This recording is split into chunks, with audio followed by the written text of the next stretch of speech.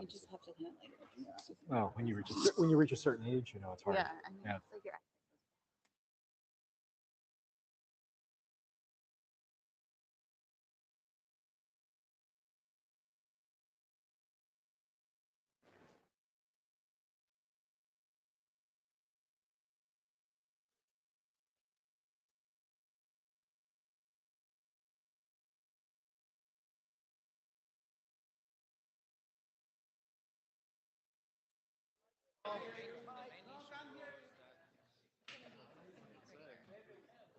Mike, Roman.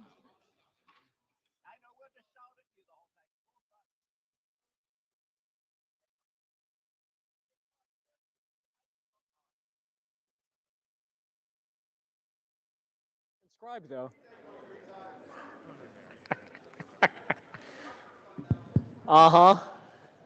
Is that hot? All right, now it's hot. This is a good lighting. This is a good lighting for me. All right. Well, good afternoon, everyone. We're going to get started. This is the. Well, there we go. This is sunrise now. This is the IETF 21 Plenary here in Dublin, and welcome to all those that are online joining from around the world. I want to say how excited I am to be back in Dublin and back in Ireland. There's a tremendous commitment here to internet standards, and they are committed not only to the work here we do, but they absolutely want conformance and compliance, and they have fielded a new workforce here for us that provides the security patrol for our RFCs here. So this was observed in the wild, and hopefully if you've been out and about, you've got a chance to see that. Before we get started, a few administrative things to call out. The note well, of course, applies here as it does to any of the other meetings here that we have, and this enumerates our mandatory kind of responsibilities around intellectual property, anti-harassment, and associated processes for how we do standardization in this organization. Best practices, we have a number of you online, so thank you really for joining us. So please keep your audio muted, keep your video off. When you are in the queue and you are recognized to speak, feel free to turn on your video and, of course, unmute. And best practice from the experiences we've had kind of with MeetEcho is a headset really works best. We have a very full agenda. We have the normal things we do where we walk through the various leadership bodies. But before we do that, we have a few special topics to talk about. So we'll hear from our host, Cisco. Then we'll hear from the Internet Society giving service to Critical Service Awards. And then we'll hear about an exciting development in supporting the free and open internet from Aaron. And then if you're looking to make commentary in the mic line, the batting order this time around is ISG, followed by IAB, and we'll be closing with the LLC. We're all sitting here. It's a lot of logistics to really make this meeting the success it is on a non-technical level, to give us the forum to talk about the standards and protocols. And that directly is because of the support of the different organizations that you see listed here. That's for the Secretariat, that's the MeetEcho team, that's the NOC, it's the support from the professional staff in the LLC, the tools, and the hackathon. So there'll be a lot of kind of clapping throughout kind of this evening, but I want to start here to really thank the team that made all of this really possible for us.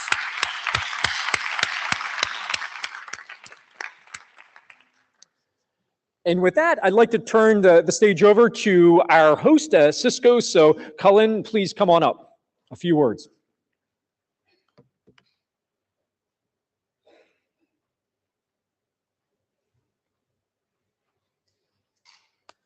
Thank you, Roman. And I'm going to try and take those few words advice to heart here.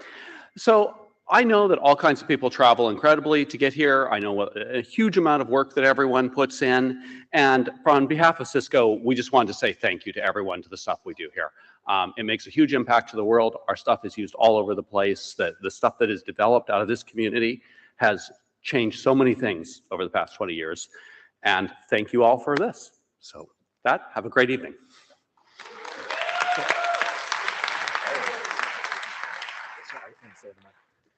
So on behalf of the organization, we'd very much like to thank you, Cullen, as a representative for Cisco, for your support in making this possible here at this meeting. So there's that, and there's a photo for us. And I think there's a handshaking photo. Perfect. I hope you can ship this for me. In fact, I can. Thank you so much, Colin. Next up, I welcome to the stage, if Sally Wentworth could come up and please to talk us through the two service awards.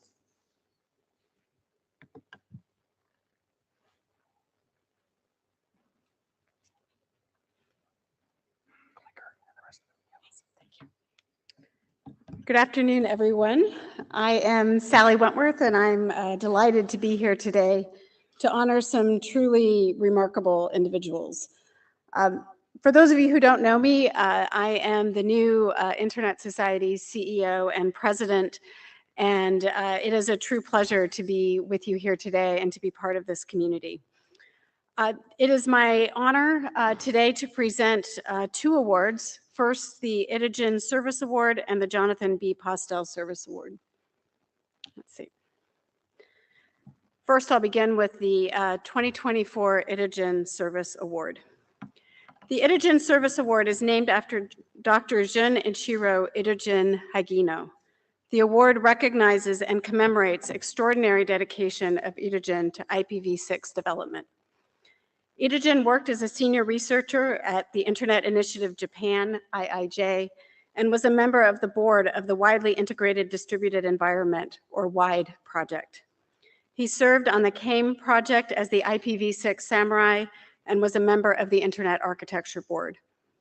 After he passed away far too soon in 2007 at the young age of only 37, this service award was established by Friends of Itojun and has been administered by the Internet Society. The award is focused on technical contributions related to the development or operation of IP networking, keeping with the spirit of servicing the Internet. The recipients are chosen by an award selection committee composed of former Itojun awardees and other members of the technical community, including people well known here within the IETF, such as Ole Jacobson, Randy Bush, and Bob Hinden. The award was presented from 2009 to 2012, and this year the committee decided to conclude the award as IPv6 deployment has become increasingly driven by organizations rather than individuals. And so, it is my great pleasure to announce that the final award is presented to Jen Linkova.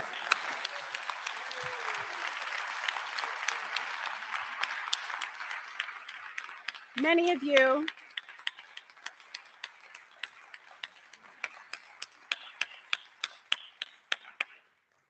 you here will know very well of Jen's longtime advocacy for IPv6. The words of the committee were that she was selected for her tireless and selfless efforts to make IPv6 more deployable in enterprise networks. So please join me again in congratulating Jen.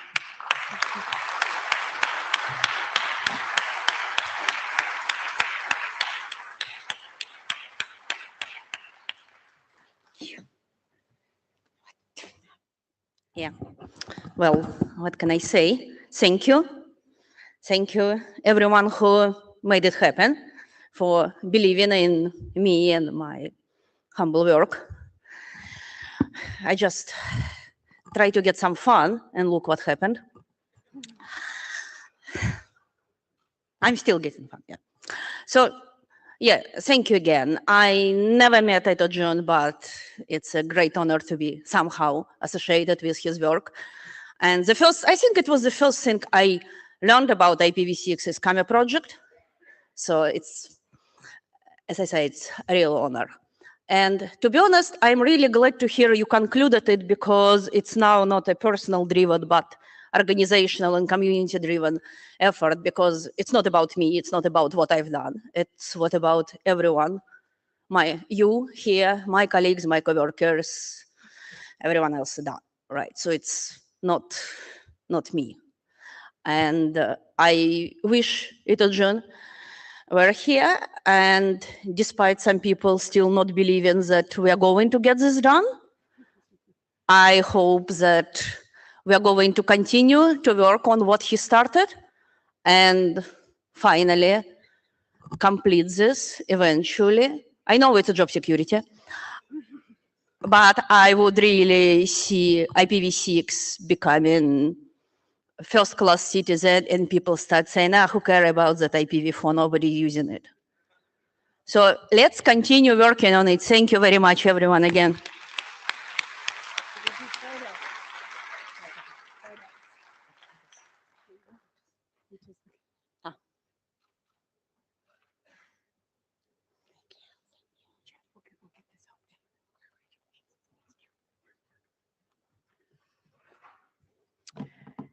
Turning now to an award with which many of you are familiar, the 2024 Jonathan B. Postel Service Award. As many of you know well, John Postel played a critical role in the formation of the RFC series that we are all here this week to develop. He was IANA in those early days and was involved in the IAB and the IRTF and was the first actual individual member of the Internet Society in 1992. He was truly an Internet pioneer. The Jonathan B. Postel Service Award is presented annually to an individual or organization that has made outstanding and sustained contributions in service of the Internet community. The selection criteria are focused on 3 aspects, which reflect Postel's service to the Internet community: technical contributions, leadership, and service to the community. The selection committee is made up of former Postel awardees, many of whom are well known within the IETF. Because the committee did not select an awardee last year, they decided to give 2 awards this year. The first recipient of the 2024 Jonathan B. Postel Service Award is Dr. Stephen Crocker.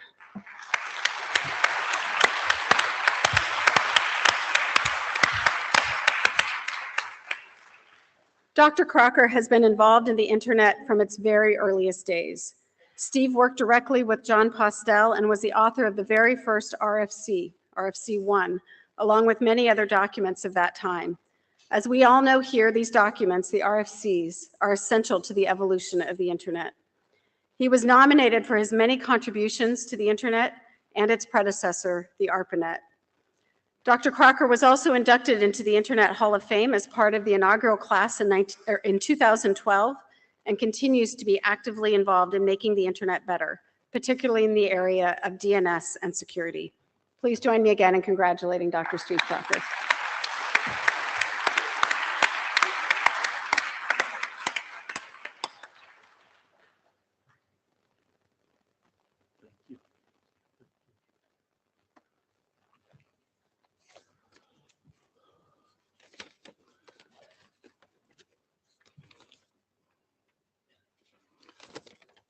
This will be short. First of all, thank you all. 1968, John Postel, Vince Cerf, and I were among graduate students in the newly formed computer science department at UCLA. We didn't arrive there intending to work on networking, I don't think. I don't know what the others had in mind as their own personal agendas, but I know what mine was, and it was off in a different direction. But UCLA was selected to be the first site on the ARPANET. There were really 4 sites that were sort of selected all at once. And we were drawn into this network project, sort of like a vortex. It was inescapable, and we just got sucked in and kept going. I tried to escape some years later and got drawn back in again. It was a technically interesting project. I think each of us had some different views as to where it was going to go. I had some very lofty ideas, and to me, connecting the computers looked like it was obviously useful, would have a big impact, but wasn't really scientifically deep. So I used to sneer that it only had socially redeeming values. We're now 50 plus years later, lots and lots of adventures, lots of interesting people from different walks of life: scientists, entrepreneurs, government bureaucrats, made friends, met my wife, and lawyers, lots and lots of lawyers. Endless opportunities and challenges, and a great deal of luck So with that, thank you very much.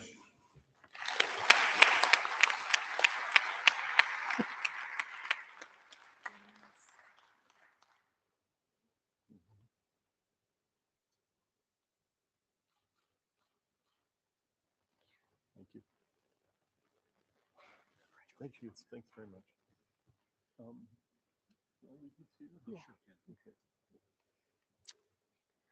Our second recipient of the 2024 Jonathan B. Postel Service Award is Dr. Xing Li.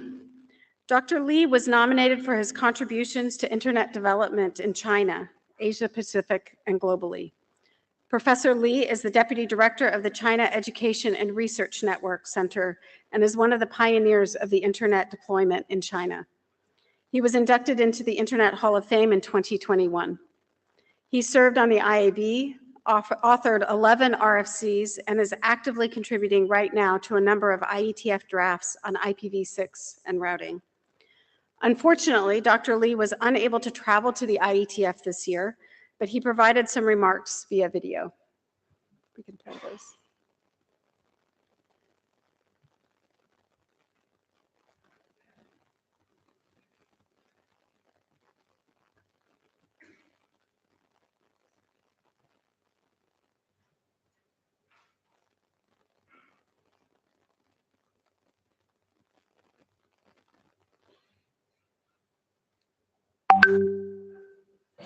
I'm deeply honored to receive this award today.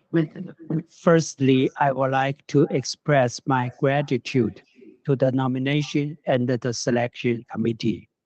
Today is the day that holds my personal significance.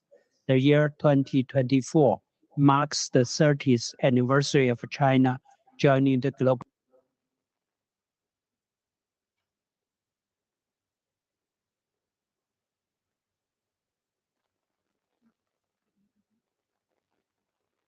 IETF held here in Dublin. I present our work on stateless IPv4 IPv6 translation technology. This enables IPv6 only Ethernet 2 to communicate with global IPv4 internet.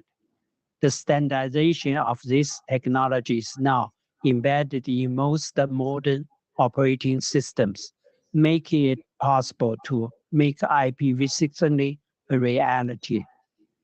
In the above process, John's wisdom is guiding us for the success. I would like to quote my favorite two. The first one in RFC 791. The Internet Protocol implements two basic functions, addressing and fragmentation, which is the key for the above IPv4, IPv6 translation technology. And the second one, Pastel's law, be liberal in what you accept and conservative in what you send. I believe that today's award is not merely an individual recognition, but a tribute to the entire Chinese internet technical community. Over the past 3 decades, we have all benefited greatly from the knowledge and the guidance of the internet pioneers, the IETF, and other related technical groups. As I stand here today, I'm keenly aware that I represent the older generation who has been fortunate enough to witness and contribute to this remarkable journey. However, we must not forget that our young colleagues now face new challenges, issues such as internet fragmentation, artificial intelligence, and the digital divide. Regardless of what lies ahead, I still have my belief that we must continue to improve internet technology and, more importantly, preserve the connectivity and the singularity of the global internet. Thank you once again for this tremendous honor.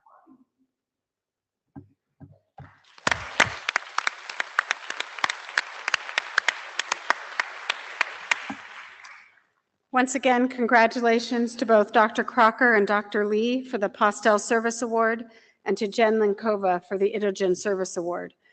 I would also like to ask you to think about people who have provided service to our technical community who might be nominated for future awards. We will be calling for nominations for the 2025 Jonathan B. Postel Service Award in the spring of 2025. So please let us know if you have suggestions. And thank you all again for all that you do for the internet.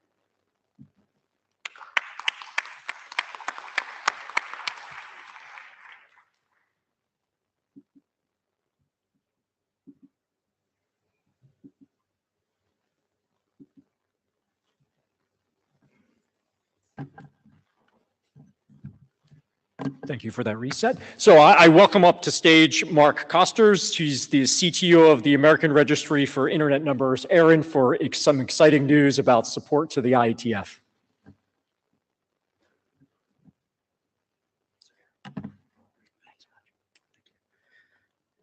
So I have this sheet, much like Steve Crocker. I don't have many words to say, but I do have 3 minutes of excitement, all right?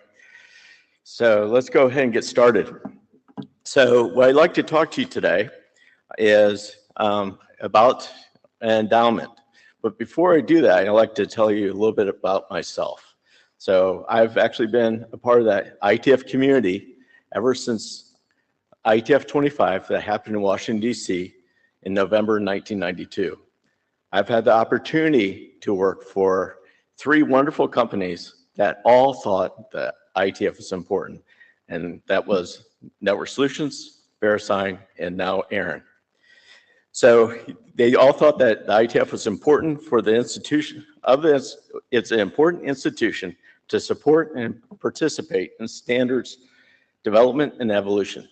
To that end, I'm happy to have the honor of announcing today that Aaron has made a second $1 million contribution to the IETF endowment to reflect the strong commitment of our community to the internet protocols and related work of the IETF.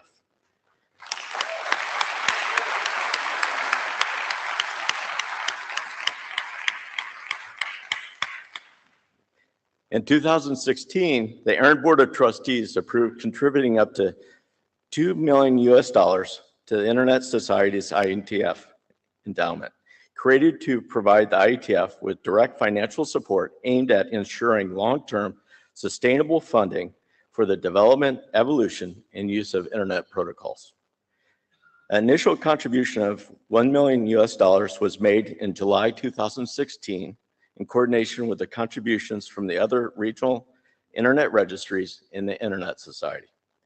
In a demonstration of Aaron's continued support for the work of the IETF and thousands of volunteer contributors from around the world who work to develop and maintain the open protocols that make the internet possible, the Aaron Board of Trustees voted in October of 2023 to approve a gift of the remaining pledge funds of $1 million US, and that's what we just had. Aaron strongly encourages its fellow organizations in the internet community to make their own contributions to the IETF endowment, helping support efforts that are critical to advancing the technical foundation for the global internet today and for the future. So thank you.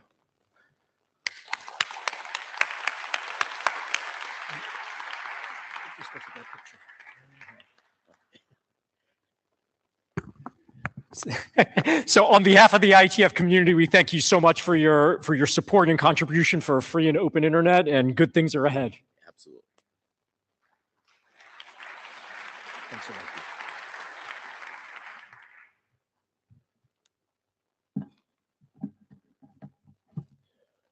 Okay, so now we're going to switch over to the various reports from the various leadership bodies, and I'm up first for the IETF kind of chair report. I've prepared the usual participant statistics in various ways. We're going to talk a little bit about the statements and some of the things that the ISG has been working on, and then other hot topics or topics that have previously come up that I'd like to report on. Some stats about how folks participated in IETF 21 and how many came. Some raw numbers you can see there on the left side. The one new figure that we have there that we don't often talk about is how many of the people that are participating in the meeting are absolutely brand new. I'm not going to embarrass some of those that are here in the room by pointing to them or making them raise their hands, but by the numbers, 16% of everyone that participated in this meeting, this is their first time here at the IETF, and all I can say is welcome. I hope it's been kind of a great experience for you, and I hope you come back.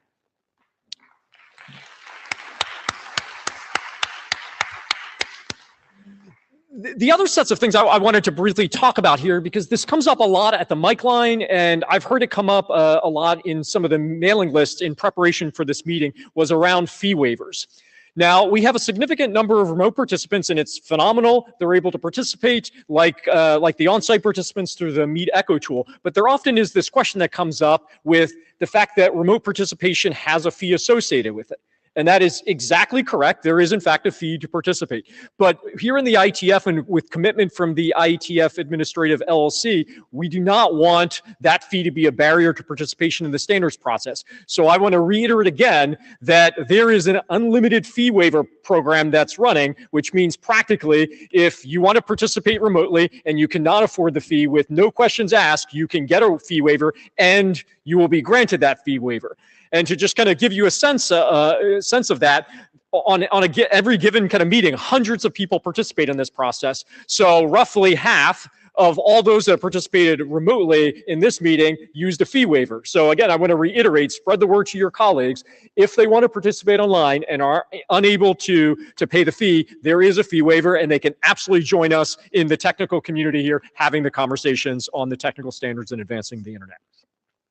Some of the other things that are there, or questions always come up about the on-site fee waiver process. That's a little bit of a smaller program that we run there, and you can see some of the stats there from the discretionary process that the chair has and the chair of the IRTF. This is a slightly different presentation of the slide that we typically have. You're used to seeing a giant pie chart kind of with countries that participated highest. It's a bar chart now, and also the origin of the participants as reported is pinned on the map there. So we have participation from about 66 countries around the world there. And then on the right side, you can see the countries of origin where 10 or more participants came here to the IETF. And then the other thing I wanted to highlight is contextualizing how many people are participating here in Dublin relative to some of the other meetings that have happened in the past. And you can see kind of where we are. It's roughly akin to prior European meetings. The distribution of on-site versus remote is a little bit on the lower end, in the sense that there's more on-site participation and a little bit less remote participation. And again, I want to reiterate once again, if we do the look back period for all the meetings you see on the screen, the spread has been that around half of all participants that have been remote have made use of the fee waiver program. So I will repeat again, participating online does not cost money if you cannot afford it. That is not a friction. Please spread the word for your colleagues to join us to join us in the meeting because we do have this fee waiver program. All right. So that's about the on-site meeting in your working groups, but I always like to talk about the future, and one of the most important things we do here is really think about the future, and we do run the IETF childcare program, where you can participate in the meeting and drop your child off, and they get high-quality care. And how I'm very confident that they are of the future is, I looked at the feedback. It looked like there were a lot of excitement, but I really keyed on, if you look at the 6 quotes that we got, one of them was around cookies. And so that's really on brand and on message for future participation in this organization, because there are a few things more important than the cookie selection.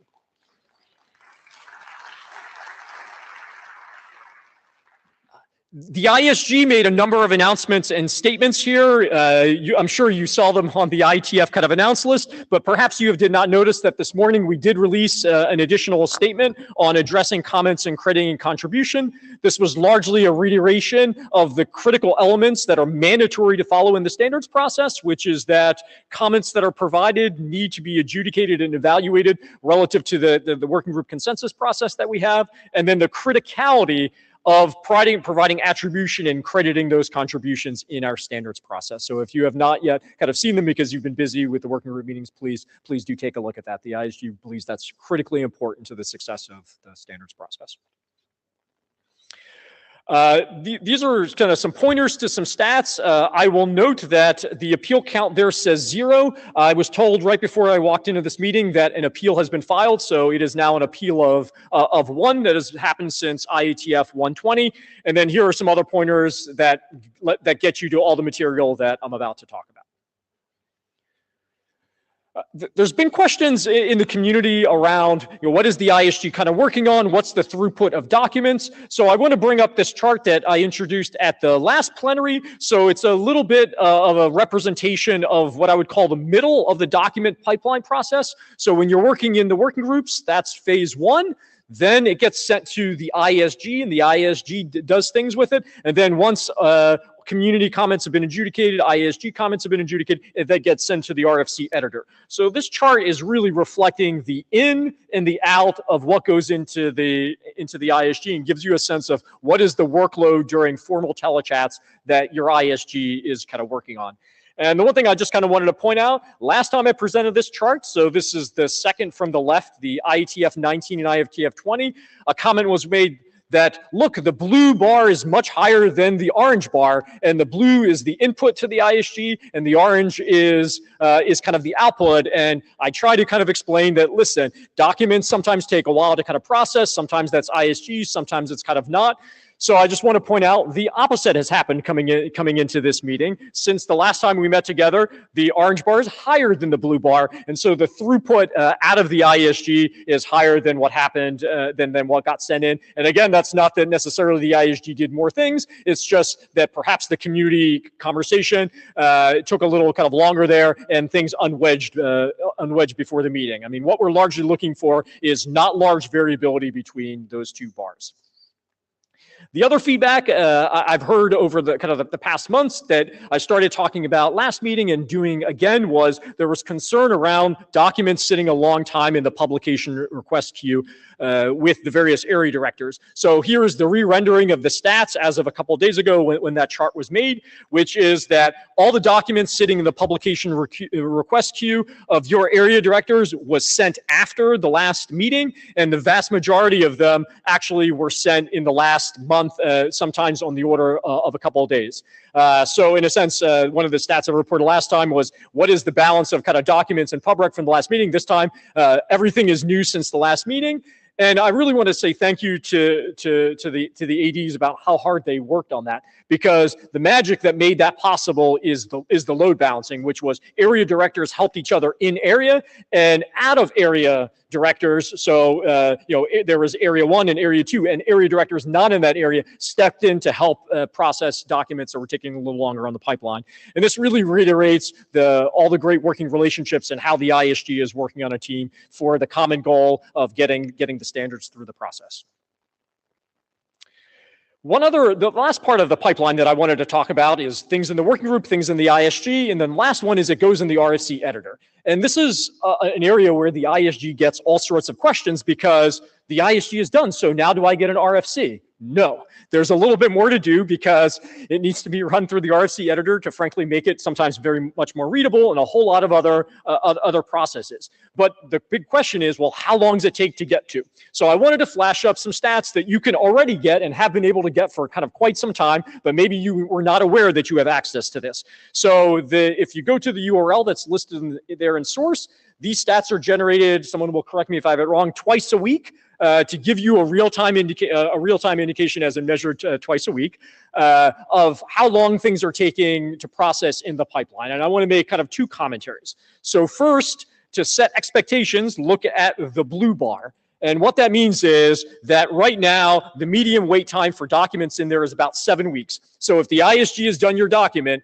it will pop out no faster to RFC than those kind of seven weeks. And that number goes down a little bit, that number kind of goes up. But what I really want to draw your attention to is the things you in the working groups have a whole lot of control over, and that's what's in brown and in red. And so these are the things where the participants, with the authors, the editors, and the working groups need to get involved. So you probably heard about this Auth 48 state and its origin story of it was the final check with the authors, and roughly let's turn it around in 48 hours. Well, that 48 hours right now, the median time is about 4 weeks. So if you're kind of want to move your document faster, respond to the RFC editor kind of faster, and let's shrink that time. The other place that actually introduces the most significant latency are those things in red. And to decode what misref 1G and the others means, it means missing reference. And 1G means that your document is missing the normative reference. So that is the document that you're normatively referencing has not yet been submitted. And 2G means it's one indirect, which is the document you are referencing is missing one. And then in the 3 means the document you're referencing is missing kind of one. And so this is entirely in the control of kind of working groups. So you submit the document, but it's going to wait there until the other documents are done. And so this is a place where working groups can provide a little bit of energy, because that in fact introduces significant delay, as you can see there, on the order of tens of weeks. Okay. So the last thing I wanted to do before I get on the stage is to remind everyone, just like many of you, you have come here through the support of other people, and your area directors are sponsored by a whole array of different organizations. And so I wanted to acknowledge the employers of all your area directors that make their effort possible in helping us advance this standards process. So kind of thank you to those employers.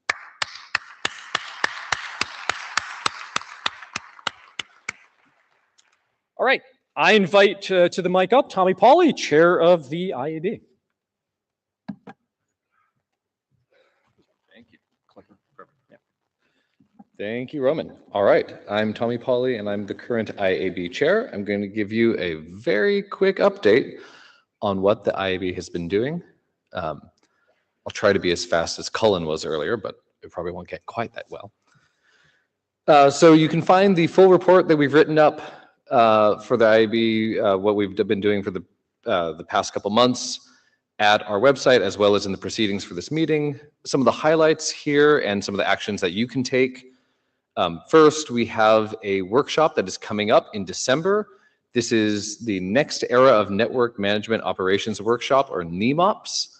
And if you're interested in participating in that, the deadline for paper submission is November 17th. So please do that if you are interested.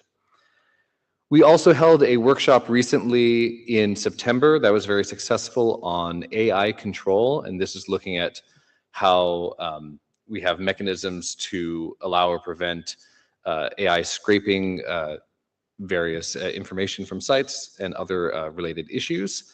And we have an initial report from that workshop that has been published just this week. So please read that, check it out. It will go through some more revisions before being published, but we're excited to share that progress. We also, on the IAB, deal with many appointments, and so there are places where we rely on getting feedback from the community.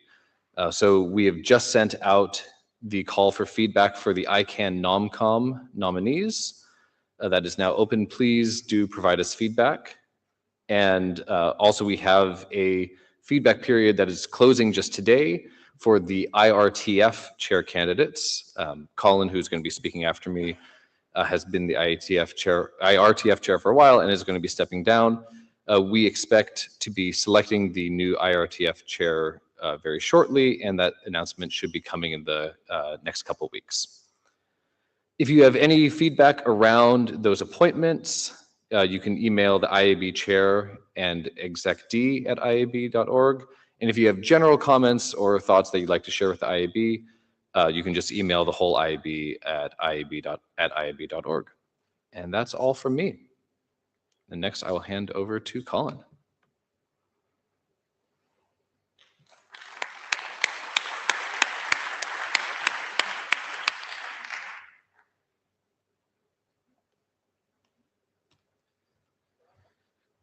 Okay. Thank you, Tommy. My name is Colin Perkins. I'm the IRTF chair. As many of you will know, one of the things we organize in the IRTF is the Applied Networking Research Prize. The ANRP is awarded to recognize some of the best recent results in applied networking It's awarded to recognize interesting new research ideas of potential relevance to the standards community. And it's awarded to recognize upcoming people that are likely to have an impact on internet standards and technologies. We're very pleased to make these awards. We're very pleased for the sponsorship and support of the Internet Society, of Comcast, and of NBC Universal to support these awards and to make them possible. The nominations for the 2025 Applied Networking Research Prize are open now and will remain open until the 15th of November. So if you know any good applied networking research, if you know any good people who you think deserve one of the awards, please do nominate either third-party nominations, or please nominate your own research if you think it is of a suitable quality. I'm also very pleased to announce the award that we made 2 ANRP awards earlier this week. 2 absolutely fantastic papers to Sosan El-Zaha, who I can't see her, but she is here somewhere this week at the back here, who was speaking had an absolutely fantastic paper on reducing the carbon footprint of internet routing. And to Mingxi Wu, who unfortunately couldn't make it to this meeting, but had a really great paper looking at understanding censorship of fully encrypted internet traffic. As I say, 2 absolutely fantastic awards, 2 great papers. If you missed the talks on Monday, please do look at them. They're online and the videos are on YouTube. And Sosan at the back there, please do talk to her if you're interested in reducing the carbon footprint.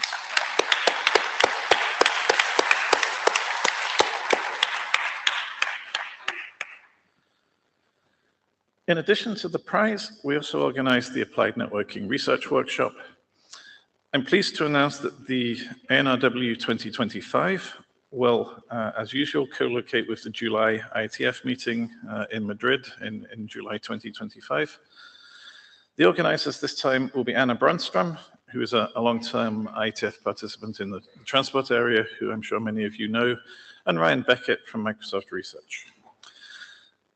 The call for papers for the workshop we expect to release early in the new year, around January, February time. The deadline for submissions will be in April 2025. So if you have any papers to submit to the workshop, please do consider submitting to the ANRW next year. We also run a diversity travel grant program. We're very pleased to offer this to try and bring in early career academics and PhD students from underrepresented groups, from underrepresented parts of the world, to attend the IETF and IRTF meetings. We have some statistics on the slide. I hope that is readable, showing the breakdown by gender and by geographic location. And I'm very, very pleased that we can offer this, and thank you very much to the sponsors who are supporting this. Travel grants for the coming meeting in Bangkok, the call for travel grants will open shortly after this meeting. So if you're interested in applying for a travel grant, please do look at the URL shown on the slide in the coming weeks and make sure to apply. And finally for me, I spoke about the IRTF Code of Conduct at the last meeting. I was hoping to announce that we had approved that this time. We're not quite there. But hopefully in the next week or so, we will have approved the Code of Conduct. This is in the final approval ballot from the IRSG. We're just sorting out the last details. So hopefully we will see this approved in the coming days. Thank you to the IRSG members. Thank you to everybody else who contributed and who commented on the Code of Conduct. I think this is a really important document. So thank you to everybody. And I look forward to putting this into place. And that's all I have. Next up is Dean from the NOMCOM.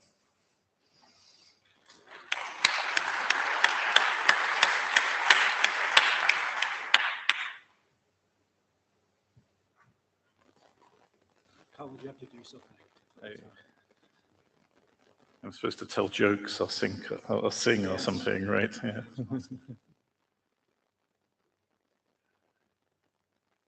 A long walk, Pete. All around. Thank you. Excuse me? Yeah. Check. It's working.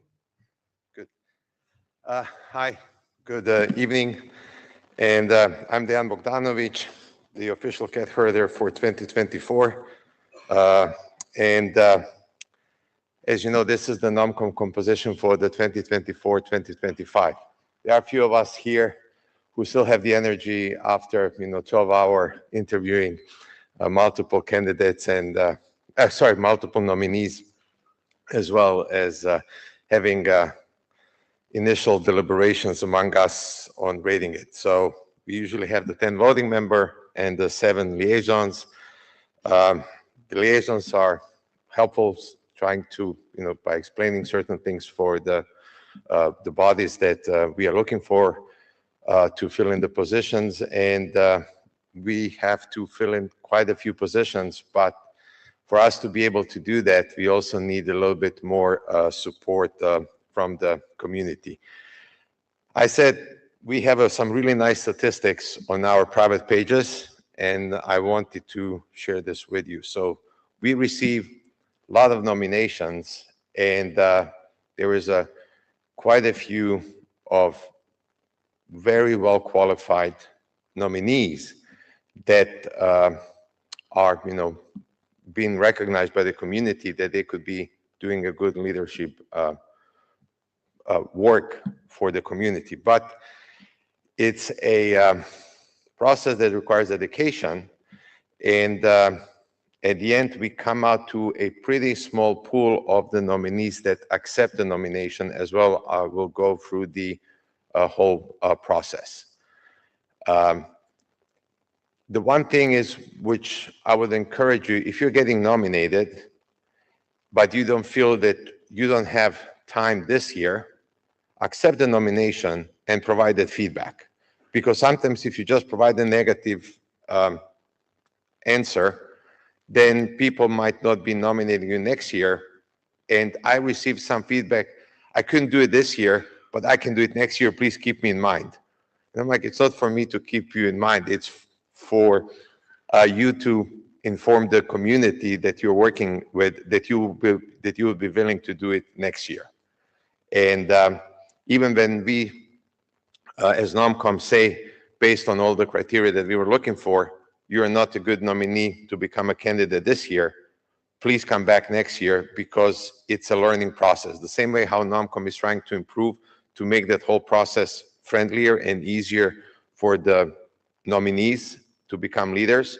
This is also a good thing that, hey, when you're interviewing for a job for a long time, having a couple of interviews will help you get into to learn how to interview and provide the answers. We are interviewing some really good nominees who can be candidates, but they don't have the experience in interviewing. They get a little bit, I don't want to say afraid, but uncomfortable in a situation like this, because it can be uncomfortable. You're answering in front of 10 people or 15 people, and it's like, defending your PhD thesis or, your master's degree, and it is not that. So based on these stats, I would encourage you to accept the nomination, try it out to go through the nomination process, and don't view the negative answer as a definite no. This is like an encouragement for many of you, especially for the younger participants in the IETF, to try to do this process again. And if any of you who will receive a negative answer, as many of my previous NOMCOM co-chairs, I'm very happy to provide you feedback and provide you some additional, mentoring, how you can improve your experience in order to be in a leadership position.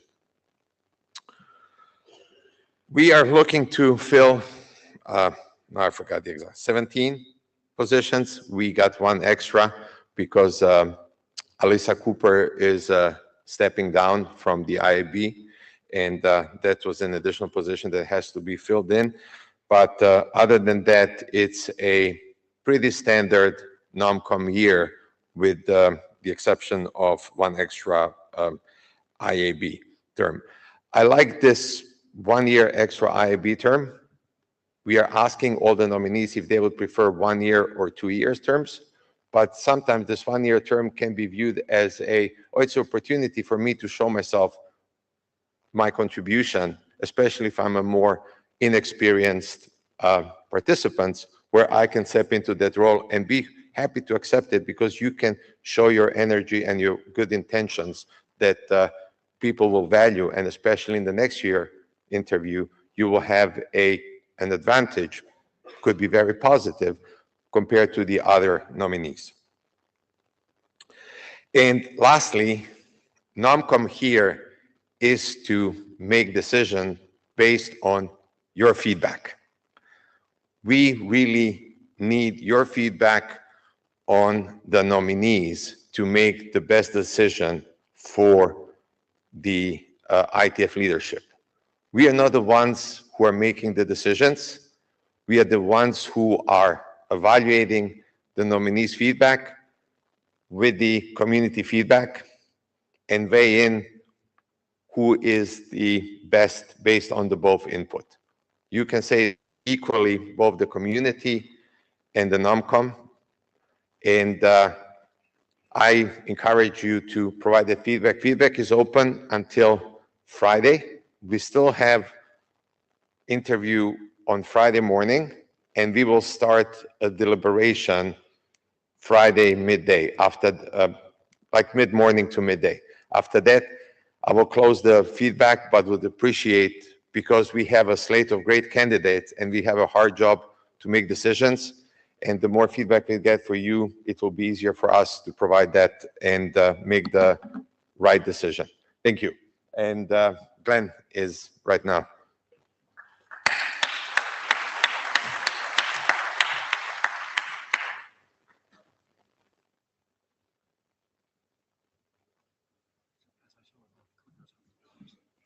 Hi, everybody. I'm Glenn Dean. I'm the chair of the IETF Trust and the president of the Intellectual Property Management Corporation, which is what the trust is becoming. Before I get started, I want to call out, not only is Steve Crocker an award recipient, you were on the first batch of the IETF Trust from 2005 to 2007, so thank you.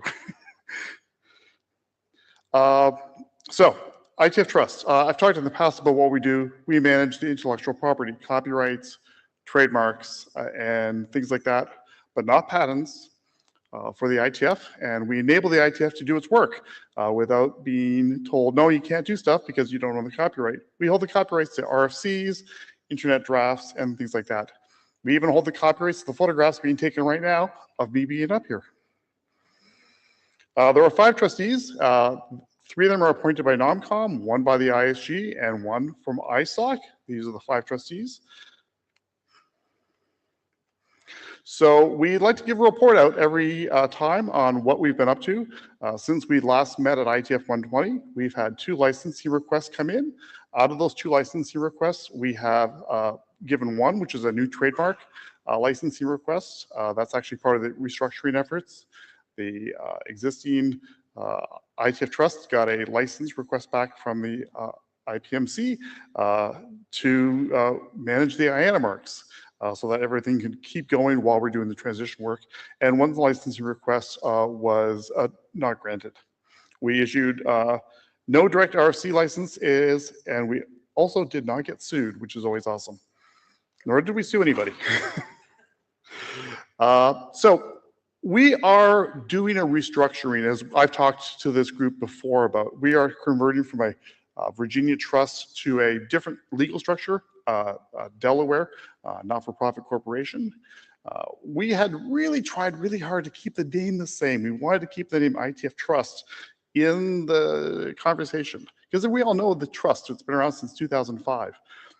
Unfortunately, the word trust has a lot of very specific meanings legally and in other ways. We weren't able to do that. We tried. We spent a lot of time discussing various strategies, various approaches.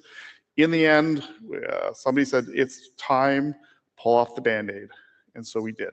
So we're rebranding the trust. The naming of it within the community going forward will be called the IETF Intellectual Property Management, IPM. We tried really hard, trust me. I can show you the email chain. So IPM is what we're going to be called short form instead of the trust. And the legal part of that backs that up is the IETF Intellectual Property Management Corporation. So what does this mean? It means a couple things. One, you can see on the left, the old and the new. The old was called the IETF Trust, the new is the IPM. One was a Virginia Trust, one is a Delaware corporation. One was created in 2005, the other was in 2023. The other big changes are going to happen. The IETF trustees.ietf.org website will be, it's going to be maintained forever because the documents there actually pertain forever to the IDs and the RFCs that were published or submitted during those documents' lifetimes. So those documents you see, TLP 1 through 5, which are the rules for how you can use those documents, they're going to be maintained as legacy. And the RFC contributor rights, they started out in, 1992, and they culminated with one we all know, RFC 5378. That's all going to get updated, as you can see on the other side. So we're going to send out some emails. We're going to let everybody know what's going on, but I want to let you know that's the overall plan. We have the trust legal provisions. We are cleverly going to rename that to the technical legal provisions, so we can still call it the TLP. And we're going to start from version 6, so that we'll have versions 1 through 5, and then version 6. Before anybody says, oh my gosh, you can't do that, I'll point out the original name for the trust legal provisions used to be the trust legal policies. So they haven't always been called legal provisions. And we're also going to provide a revision and update to RC 5378. So that'll get a new number, and we're going to work with with Roman, who said he will sponsor that, to get that done and published. And I want to point out one last thing on that. We are not changing the IETF's intellectual property rules as part of this thing. Those are all staying exactly the same as they are. We're only changing the corporate backer, the legal entity that owns the copyrights. And so practically what you're going to really see change is the boilerplate, right? This is the thing that appears at the top of IDs and RFCs. It's going to change from saying IETF Trust. It's going to change over to say the Intellectual Property Management Corporation. And the URL is going to change, and the name of the TLP is going to change. That seems pretty simple. It's a lot of work. So if you are a tools developer, and we're already working with the IETF tools, but if you've got your own templates, your own cheat sheets, your own tools for developing internet drafts, one of the things you're going to have to start planning for now is changing the boilerplate that goes to the top of your IDs when you prepare them just for submission. Work with a tools team for that, and IDness will take care of that stuff. But if you have your own tools, this is your notice, start working on it now. We will set in the future a cutover date, and that will depend upon when we can publish the new updated RFC 5378 and the new TLP 6.0. So we're working on those. When we know what the date for those will be, we will tell everybody so that you know what the cutover date will be, and then after that date, the new boilerplate will be in use.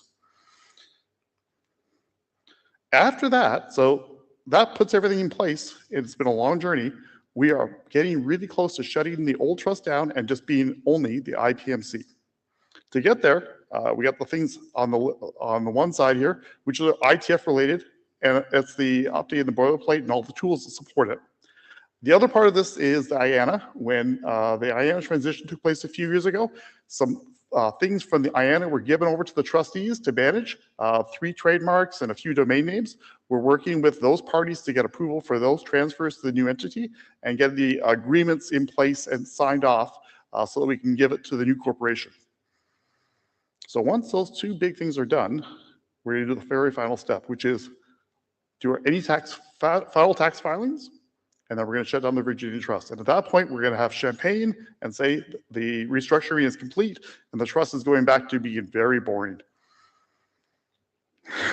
Here's some clapping. If you want to come and talk to a trustee to know more about this restructuring or what's going on, we're holding office hours tomorrow from 3:30 to 4:30 p.m. and we'll be up in Wicklow, a multipurpose room 2. And if you want to send us email, that's our email address. So, Jay and Jason? So before you leave, do you want to take questions now, or would you ask that folks come at your office hours? Oh gosh, well, we've only ever had one question. I wanted to provide the opportunity. We've come to realize that. So. Does anybody want to ask us a question? If you do, come and see us on office hours. We don't get a lot of visitors. we're not lawyers, but we do legal things, and they're important to the IETF. So if you want to learn more, come and talk to us. We really do like people socializing with us and asking questions about the trust.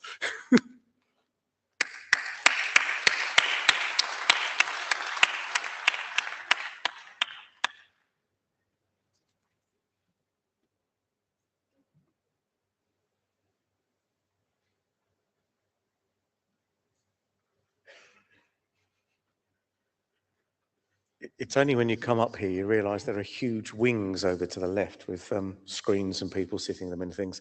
Hi, I'm Jay Daly. I'm the IETF Executive Director, and I'm going to start off by welcoming you all to Dublin and those of you online, and a big thank you to Cisco, the host for this meeting. Thank you very much.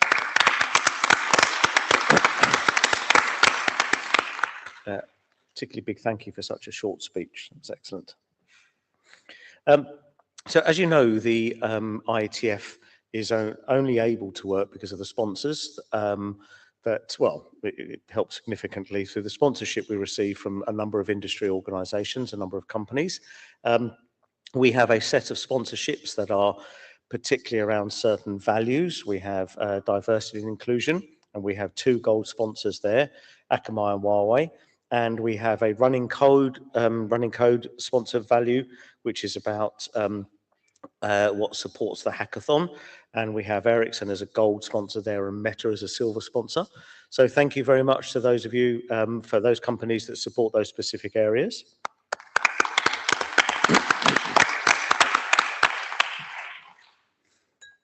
And also a big thank you to our bronze sponsors, and I'll note especially that we have NTT have now signed up as a bronze sustainability sponsor, and we have DENIC as our bronze open internet sponsor, who are both new to us. Thank you very much for these other sponsors that help us continue.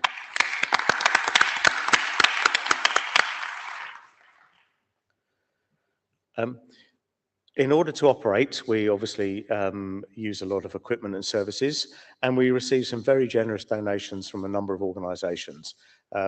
We have EI for All and INEX who are helping us with connectivity for this meeting, and we have a number of other organisations who provide us equipment, services, and various other things. In some cases, millions of dollars worth of equipment. So thank you very much to all of these sponsors who help us greatly.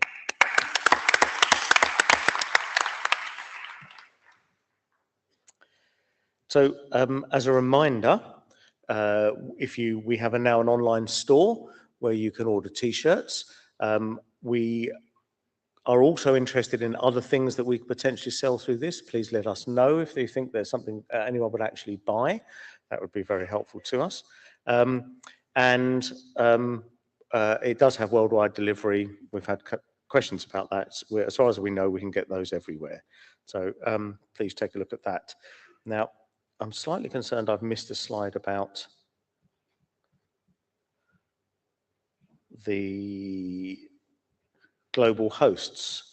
So, assuming it's not there later, before we get on to, well, I'll do the people and then we'll do the global hosts. So, as Roman mentioned earlier, we have a number of volunteers that help us. So we have a code sprint over the weekend where we have people who come and give their time to develop code for data tracker. And then we have the NOC volunteers who come and run the network that we are all now using rather than listening to the conversations. So thank you very much to all of them.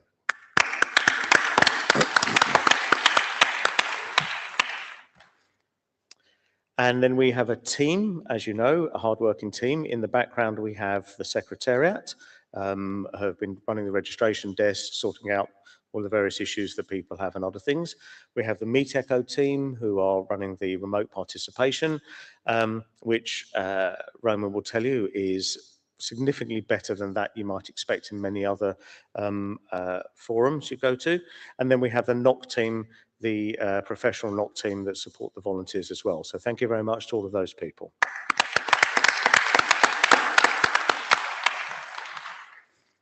And then don't need to clap for this one. I'm on there, so it always feels a bit weird. But this is the NOC staff. This is the LLC staff, of whom most are developers, and then there are me, Debbie, and Greg who do the finances and administration side of things. So thank you very much to all of them as well. Okay, we've all clapped. Oh, and there it is, the global hosts slide, sorry. So we have these 7 organizations that are our global hosts. They're the ones that give us a regular commitment of 6 to 9 years and are sponsoring the meetings, as Cisco sponsors this meeting. And so it's a very long-term commitment. We know from speaking to the global hosts, this is something that they have to really fight within their organizations to be able to do. And it is a very strong measure of commitment. So we are very pleased to be able to continue with our global hosts. Thank you very much.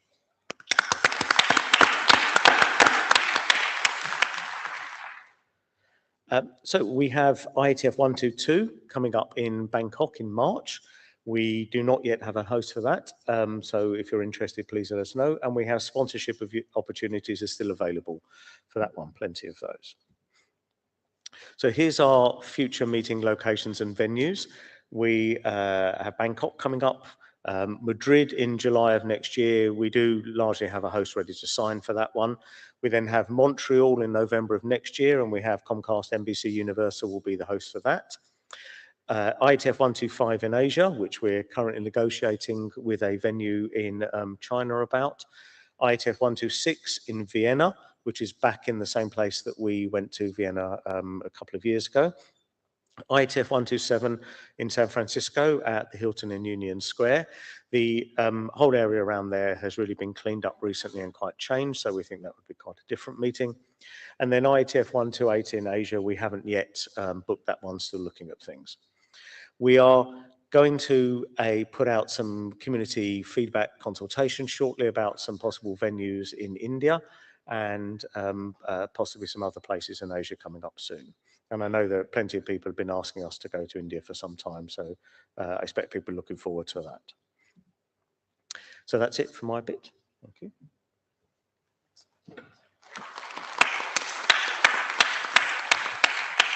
All right, thank you, everybody. I'm Jason Livingood from the board, and let's kick off here. First up, I think you know all of us by now. The one thing that'll be changing at the end of December is that Sean and Shauna will flip roles, and Miriam and I will also flip roles as part of our transition plan to make sure that we're passing off and have good continuity, since Sean and my terms end in March. So we're getting prepared there. We have a bunch of upcoming board meetings. These are on our website. Feel free to join. You know, we often have very few people join, so if you ever have questions or comments or want to ask things, whatever, please do dial in. This is a quick snapshot of the financial situation. I really wish I could take credit for all the investment income. You know, but really we're investing in the broad market, and so we, you know, sort of rise and fall as the market changes. Of course, it's down to our, you know, investment strategy and so on, but all of the rest of the things are coming in line as we approach the end of the year. What we're going to be doing between, you know, now and the end of the year, you know, probably late December, is putting out something about the 2025 budget. So sort of a narrative of, as we've done before, explaining what's happening in 2025, what the major costs and revenues are, and these kind of things. And I think we've also been discussing, because at the last meeting we presented sort of the long-term history of the financial trends for the organization.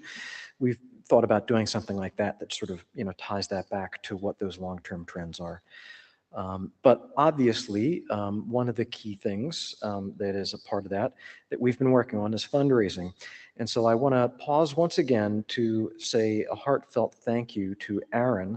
Please give them another round of applause, because that's a lot of money.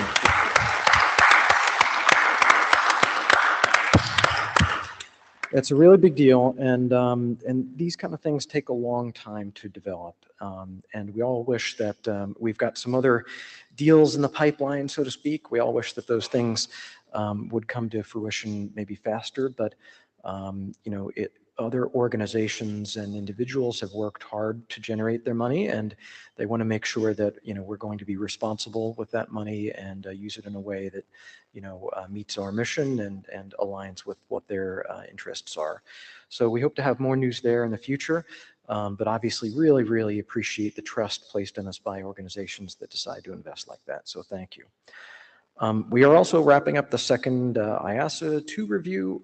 We actually meant to have that done by this meeting. I took the responsibility to do that, but have been too busy in day job things and haven't gotten to it. If you were at the TSV working group and heard my update there, you know why I've been so busy. So apologies, we will complete that by end of year, come hell or high water. There's nothing really major in it as just a, you know, a bunch of modest things that are all primarily administrative. And lots of ways to contact us. We have a website, you know, as you might expect, and feel free to reach out. Thank you. So now we're on to the open mic sessions, always exciting. Thank you.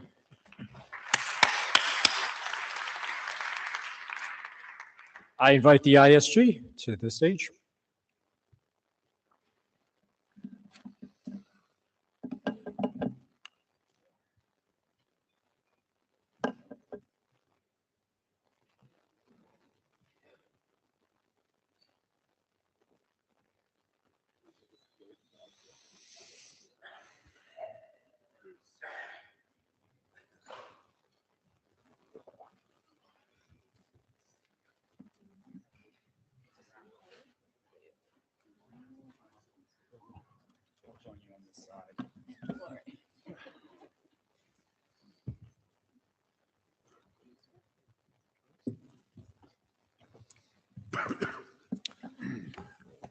Okay, why don't we start with introductions? Jim, can you get us started? Jim Gishon, Routing AD. Eric Klein, Internet AD. Gunther van der Velde, Routing AD. Mahesh, Ops AD. Deb Cooley, Sec AD. Paul Wouters, Sec AD. Warren Kamari, the real, oh no, hang on, the real Ops AD. Jahat Sharkar, WIT AD. Roman Dinadu, Gen AD and IETF Chair. Tommy Polly, IAB Chair. Eric Vank, Int AD. Ori Steele, Art AD. Ray Kucheravi, Art AD. Francesca Palombini, WIT AD. And John. Cutter, Routing Area Director. Okay, the mic line is open. So first up, I see Braun. I don't actually see Braun, but I see him. I heard his voice. There he is.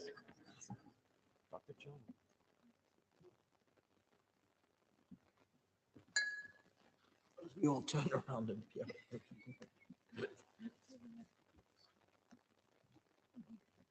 Sorry, this venue is not very conducive to getting to the mic quickly. My question is about the all dispatch experiment, which has run for 3 IETFs now. I was in the unfortunate situation of knowing the timelines well in advance and preparing something that required getting quite a few people to sign off on it to bring it to all dispatch. I showed up with a draft, a set of slides, and a proposed charter for a working group to discover that it had been shortened in this third session. There wasn't time for my stuff to be discussed, even though many other proposals there came with their slides very late and wound up with slides that the chairs said they hadn't had a chance to give them advice on how to bring things to all dispatch.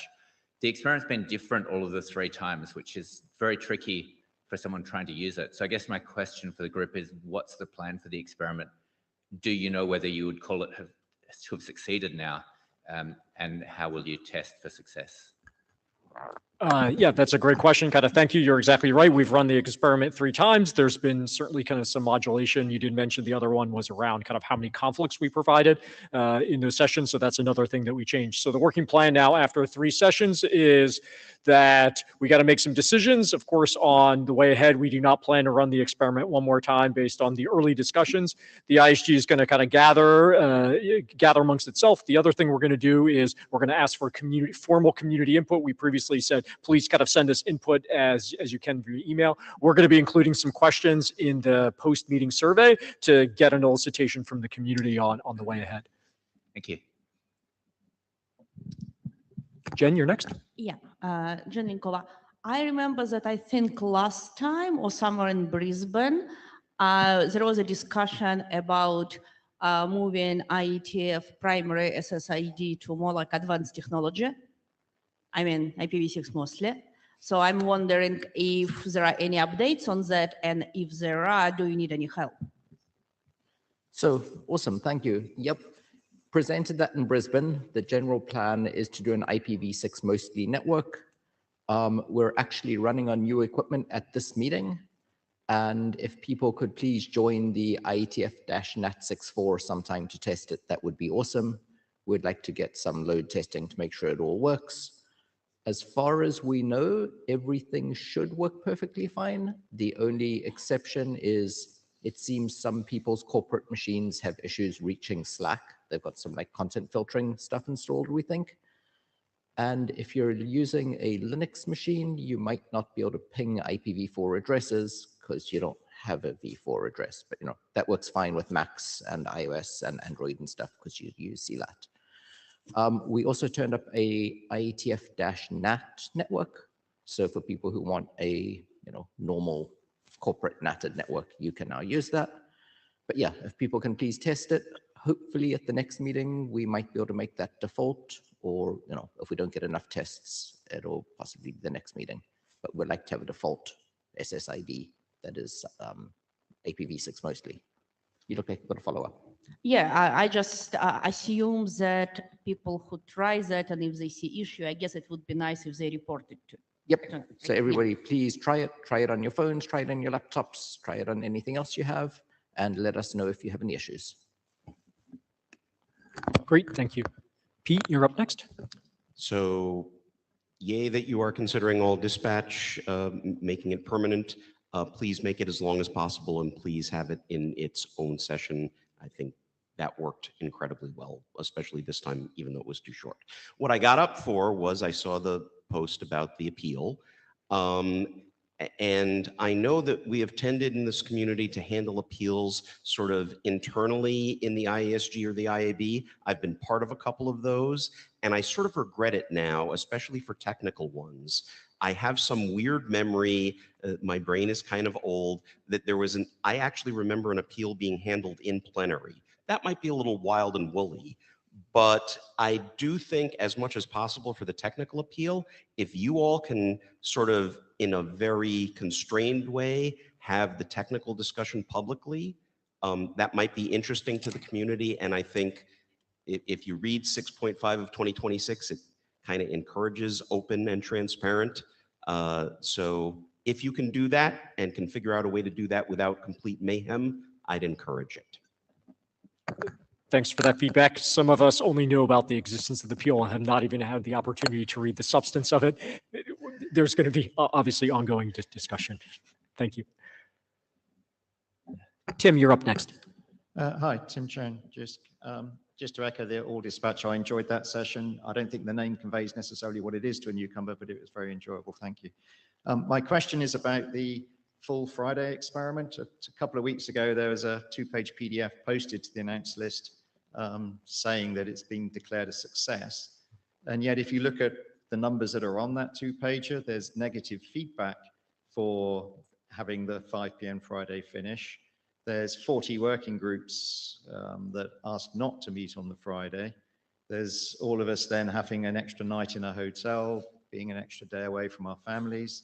And I just wonder to what extent, it doesn't seem a very convincing reason to declare it a success. And I wonder whether other things have been tried, like maybe starting 30 minutes earlier during the day, encouraging more interim meetings, having groups that want 2 sessions to get the Friday slot, just so that some of us can get back to our families sooner rather than having to travel an extra day. Thanks for reviewing kind of the justification that we had there, and you're exactly right. There were a number of trade-offs to be made. I think the better language that I'm going to invent here on the fly, not that we considered it a success, it was we saw it as one of the only ways to satisfy the constraints that we were being kind of provided beyond fundamentally changing the venue dynamic kind of setup. So as you probably saw in the justification, there is a tremendous number and an increase in the number of session requests, and based on kind of that rising kind of trend, there was really no other way to service it. Certainly we can discourage session kind of events, but that is not kind of something where we're headed. Other things we also considered is, could we add additional tracks to kind of help, but that turns out it involved lots of different kind of contracting things and could only be satisfied many out years. And of the options kind of presented to meet the session request demand, we thought that was the way we needed to go, fully recognizing the feedback on the survey about using the Friday slot. But if you look at 115, 116, there were like 115 sessions, and now there's 150. That's a big jump. What's causing that? And there's this thing that you will always fill the available space, but it does seem like a big jump. What's actually causing that jump in sessions? I wouldn't say we have a comprehensive understanding in the need of why people want more sessions, beyond the fact that when the individual area directors that I welcome to kind of come to the mic to say more, they do look at those requests, and there's rationale and kind of basis for all of that. But I'm not really prepared here to talk about what are the trends that got us there. The number of working groups has largely stayed kind of steady. That's what we do know. Sorry, and just finally, given there were 40 in Brisbane working groups that asked not to meet on the Friday, I think that was Friday, not just Friday afternoon. You could just opt not to do that. Were those all honoured? I'm sorry? Were those all honoured, the 40 requests not to meet on a Friday? I don't have that information in front of me. I don't know. All right, thank you. You're welcome. Friday in general is not popular with a number of working groups, and we know that. Colin, you're up next. Yeah, thank you.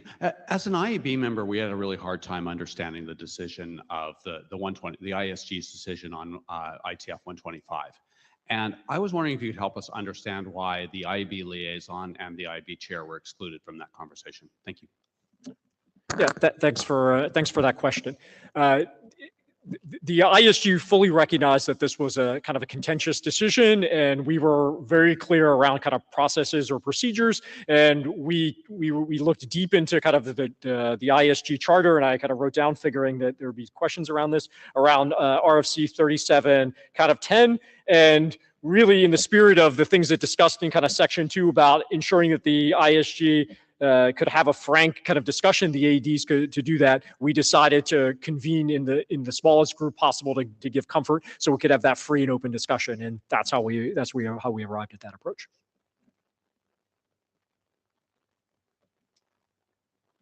Arnaud? Yes. Hi. I'm the Broadcom. So I want to come back on the Gen Dispatch.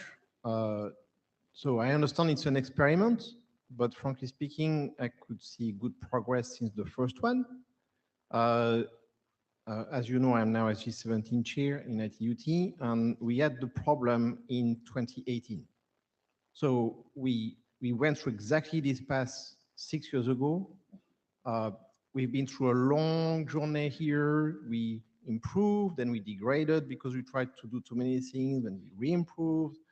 And then we started to get to a very optimal position now. It's really performing. We are really good. My simple message here is I don't know what the outcome are from the experiments, but be patient with yourselves. You're on a good journey. It's a long journey. It's hard. It's not easy to get everything fixed in the first place. Just give yourself the time. That's the best feedback I can give you from what we learned on our side. Thank you. Perfect. Thanks for that feedback. And as a reminder, everyone, we are going to have something in the post-meeting survey for IETF 21 on that. I see Braun next in the queue again. Yeah, sorry for coming up twice, but I did want to respond specifically to that question of the Friday sessions. I'm not specifically picking on OAuth, but I'm just going to mention them because I'm aware of them. They have 3 two-hour sessions at this meeting. It's 6 hours for one working group. The main benefit of us flying here and being together in person is the building the relationships, and those relationships that can be used to do good work together. I don't think 6 hours for a working group brings the benefit for the work. There's plenty of chance to do telechat calls between IETFs, and I think we should restrict working groups to one session per IETF. And then if there's more work to do it outside that, compress the things that need the face-to-face, that need the relationship building into that. That would be my proposal to fix this issue rather than extending into Friday. Murray? Maybe if you need 2 or 3 meetings, one of them has to be on Friday. No, I mean, yes, but I don't agree. I think 6 hours at the IETF for one working group is too much. I'm not arguing your point. I think you're right, but I think if we have to find some kind of compromise, you know, if you're going to take up 6 hours of the IETF's time for whatever reason, there's maybe a bit of a penalty box is appropriate. Okay. Itojun? Yeah, Itojun from China Telecom. You know, right now, there is no, right now, all of the AD come from the different company. There is no 2 AD come from the same company. So I think can this principle apply to the W chairs? You know, I can give you an example. In the LSR working group, there are 3 chairs, but 2 of them came from the one company. I think it is violate the diversity principle of the IETF. Can this phenomena be changed? Okay, because we have faced several times that our proposal be solved by the chairs by some other reasons. I want to improve the diversity of the LSR working group. Thank you for that feedback. If I understood correctly, you're emphasizing the need to have working group chairs that are sourced from different companies? Yeah, I think the most obvious principle of the IETF is the diversity, but for the LSR working group, the diversity does not exist. Okay, thank you for that feedback. I'm unaware of the specific working group we're talking about, but thank you for that feedback. Martin. Yeah, Martin Thompson. I understand there's a lot of sort of controversy about IETF 125, and that decision, I respect that decision. That's one that was made by the ISG. I want to talk about 127. And I think that we need to reopen the question of the venue for 127.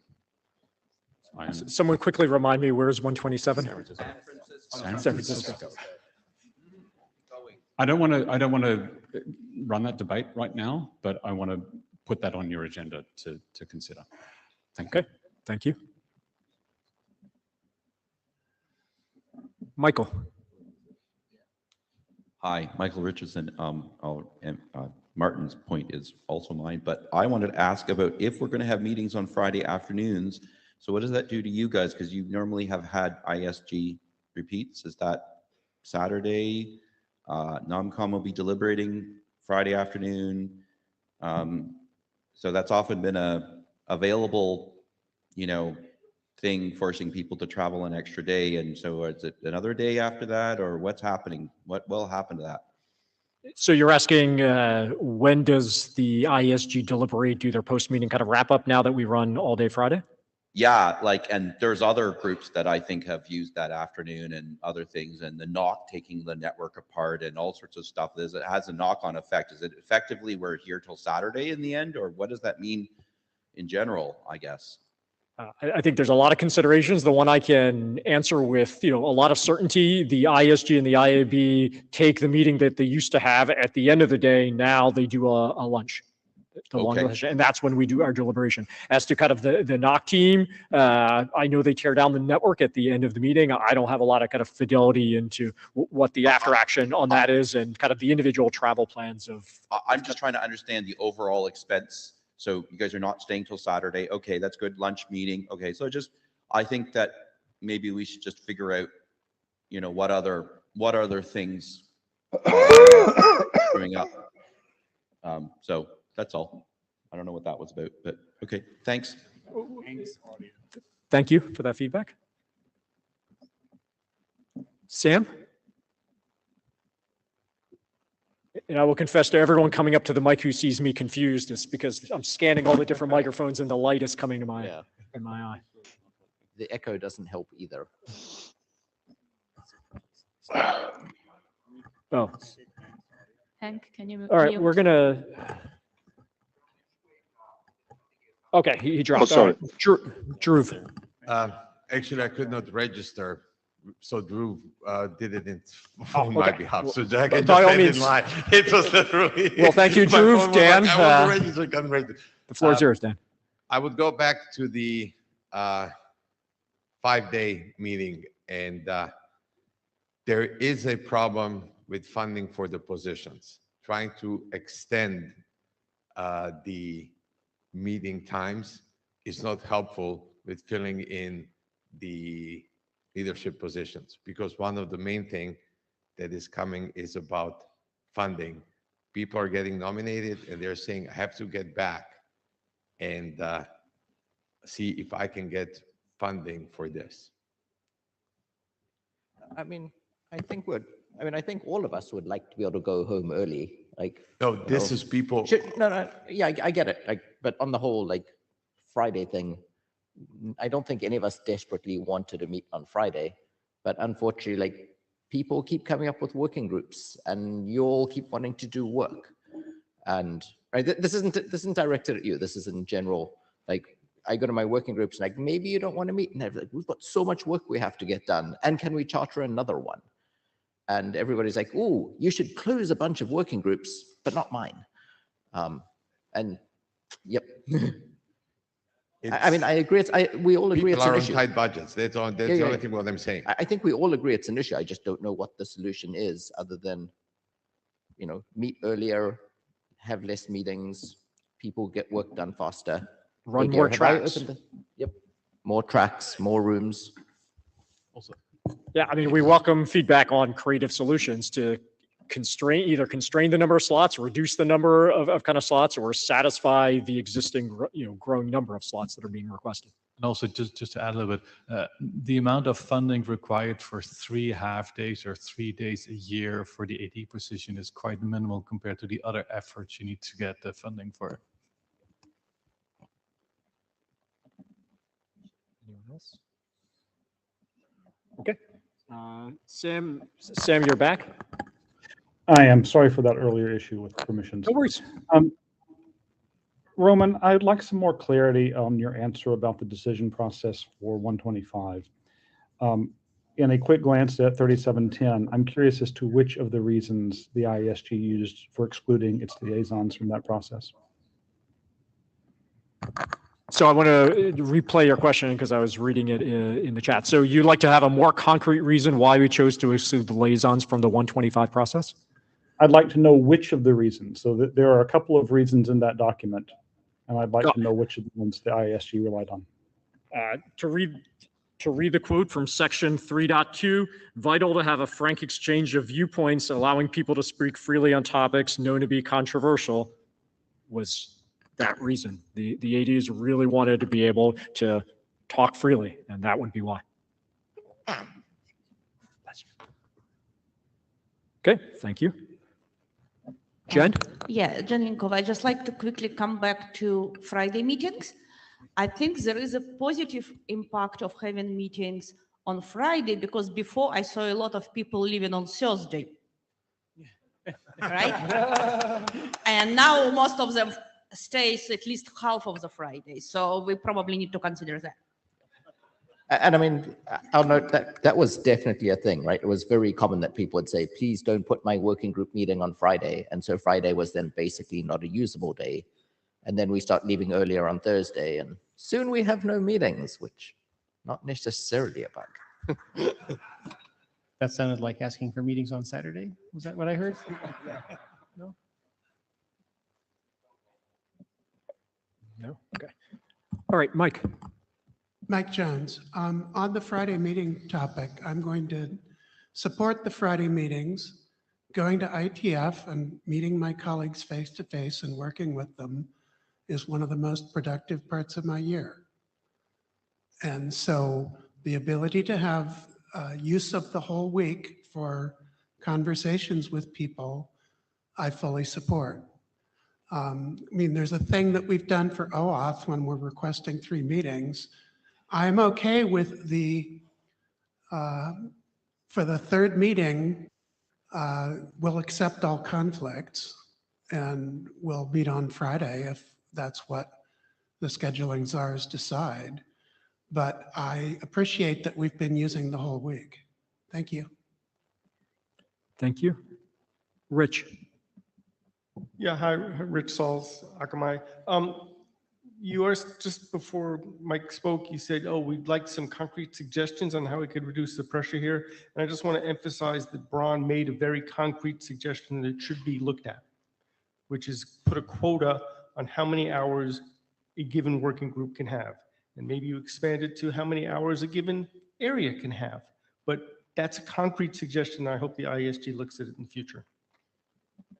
Understood. Thanks. And we welcome additional feedback. David. David Amparter. Since we're spending quite a bit discussing in the Friday meetings now, there's also fixed costs with just attending IETF for flights or whatever to get here. And especially for people who are not as well off, that can be a significant factor. And to make things a little bit easier on them, I would rather have them be able to attend a little bit more than a little bit less, just to consider. Thank you. Mark. Good evening, ISG. Evening. I have little sympathy for people who want to optimize their travel home on Friday afternoon, so I support the other people who are saying, yes, let's meet a whole Friday. For me to get home often involves spending 2 days on a plane. So that's good, but at the same time, and as you referred to earlier, Roman, there's a discussion to be had about how do we optimize our work? How do we make sure that working groups are productive and that we're closing working groups that aren't productive? And I've heard a lot of discussion about, oh, you know, we can game it this way or we can force people to have quotas. At the end of the day, hard decisions need to be made, and that's what the community looks to you for. So I'd encourage you to make those hard decisions. Thanks.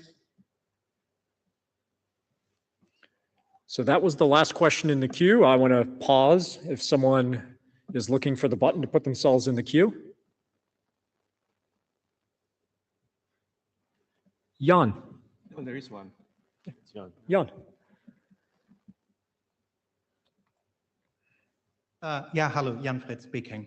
To come back on the question of funding for the IETF, I have known that one of the problems that at least my travel office has is that the hotel options provided by IETF are mostly not that options that my travel office would choose. So I'm not sure if that's the ISG or LLC, probably LLC, to provide some more cost-effective options for hotels, additionally to the hotel options that we have right now.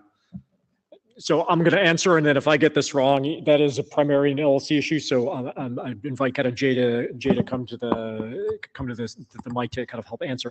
So we've gotten the LLC and the ISG has certainly gotten the feedback that there would be interest in alternative hotel options that are cheaper and commitment to potentially multiple hotel options. I'm told that one of the complexities of that is that we plan so far ahead to be able to guarantee a room rate requires that contracting, and that is why we have the rates associated with this hotel. To be able to guarantee any other room rates, even fancier hotels, kind of less fancy hotels, would require a whole lot of other contracts to be kind of signed. So it's not necessarily a matter of just kind of surveying, making recommendations. It would involve a significant new level of contracting and a whole new level of vetting of those venues, and that is the reason that's not currently done right now.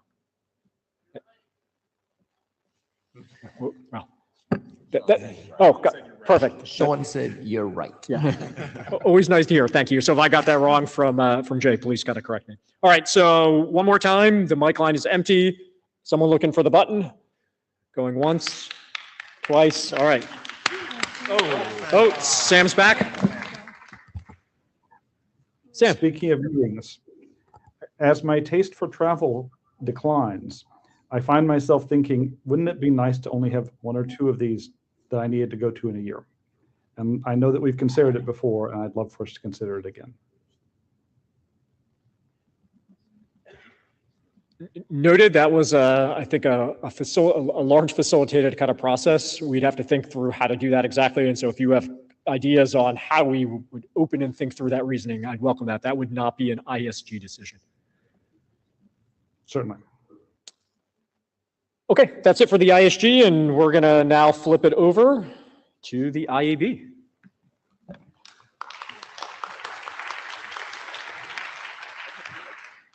Okay. Hello, everyone, and we'll welcome up all the IAB members up to the stage.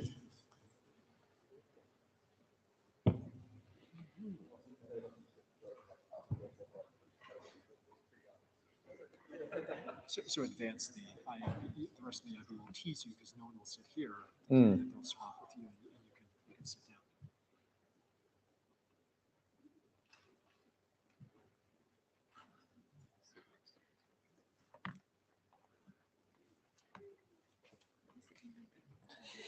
Yeah.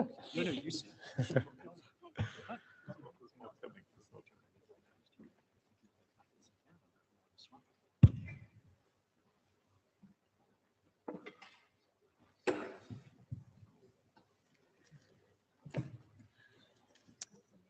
All right. Very good. Okay. So we'll start with our introductions. Cullen, do you want to start us? I'll start down at that end. Yeah. Colin Jennings. Jane Wu. David Scanazi. Wes Hardiker. Roman Janelio. Mia Kulevind. Tommy Polly. Colin Perkins. Dhruv Todi. Suresh Krishnan. Matthew Bocci. Alvaro Rotana. All right. And then I don't know if we have Alyssa online. Yes, we do. Yes. Alyssa Cooper, IAB. Thanks, Alyssa. All right. Our queues are open if there are any questions or comments for the IAB.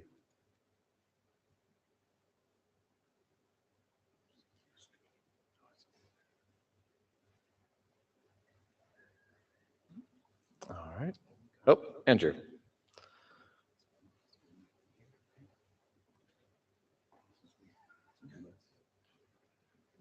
Hi, Andrew Camping. Thank you for the IEB Open this week. It felt really good as a participant. Whether it did for you, you can decide. I came away, I mean, I'm not overly involved with any of the liaison stuff, but I came away thinking there's a lot more that could be done there. I just wanted to know, would you welcome some proposals from the community as to maybe how we could do more and be smarter in how we engage with the other SDOs? Do you have an appetite for doing that? Yeah, I think we certainly love to hear feedback, and this is a process where the liaison relationships that the IAB helps facilitate are meant to reflect the entire community. So I think mainly it's a question of what is the right venue for that. During the meetings, we have the liaison coordinator office hours. That's a time to get directly involved. People are welcome to join the IAB calls or send email to the IAB. We can also use the architecture discuss list or potentially other lists for broader discussions. If it's a proposal where we want to have the whole community be able to see and engage with the IAB, architecture discuss may be a good starting point for that. And I'd also welcome if any of the liaison coordinators have any comments they want to make too. Go for it, sir. Yeah, thanks, Andrew. So for sure, like we are reopening the liaison RFCs, the procedures for that. So really, we do have the appetite for like getting community feedback, right? That's why we're kind of opening it up for everybody. And we have this, it's been 20 years since the last one. So we kind of have to see where the community stands now. But I think the only thing we need to be cautious about is like, how much effort is going to take from the community, like the IETF community itself, and how much like work it's going to take from the other org as well, the other SDO as well. So I think as long as we kind of find a good balance for that, we are open to any kind of suggestion. Like, so yeah, feel free to come put in your input. So thanks. And to pile onto that, ultimately that's going to have to go, that document is going to have to go to IETF last call, but of course it would be more productive and helpful if you have some tangible ideas relative to that document that they're provided earlier and not at last call. Not that you can't provide them during last call. And I would also like to add that we are trying to constantly improve the liaison process, especially when we understand that there are some problems or pain points. In some cases, we know about pain points that we can't fix immediately. Some are related to tooling and other things. But if you actually have any problems that you think need addressing, please reach out to us and we will care about it. All right, thank you. All right. Oh. Yes, I think we have a remote question. Please go ahead, Abdul Salam.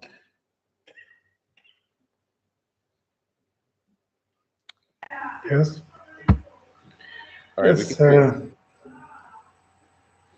yes, I have two questions. One is what is the communication channel that IAB uses for engaging with the community? Because I feel that there's still it's not communicating directly. Let's say for IETF, usually it's through the working group or through one list, which is IETF list.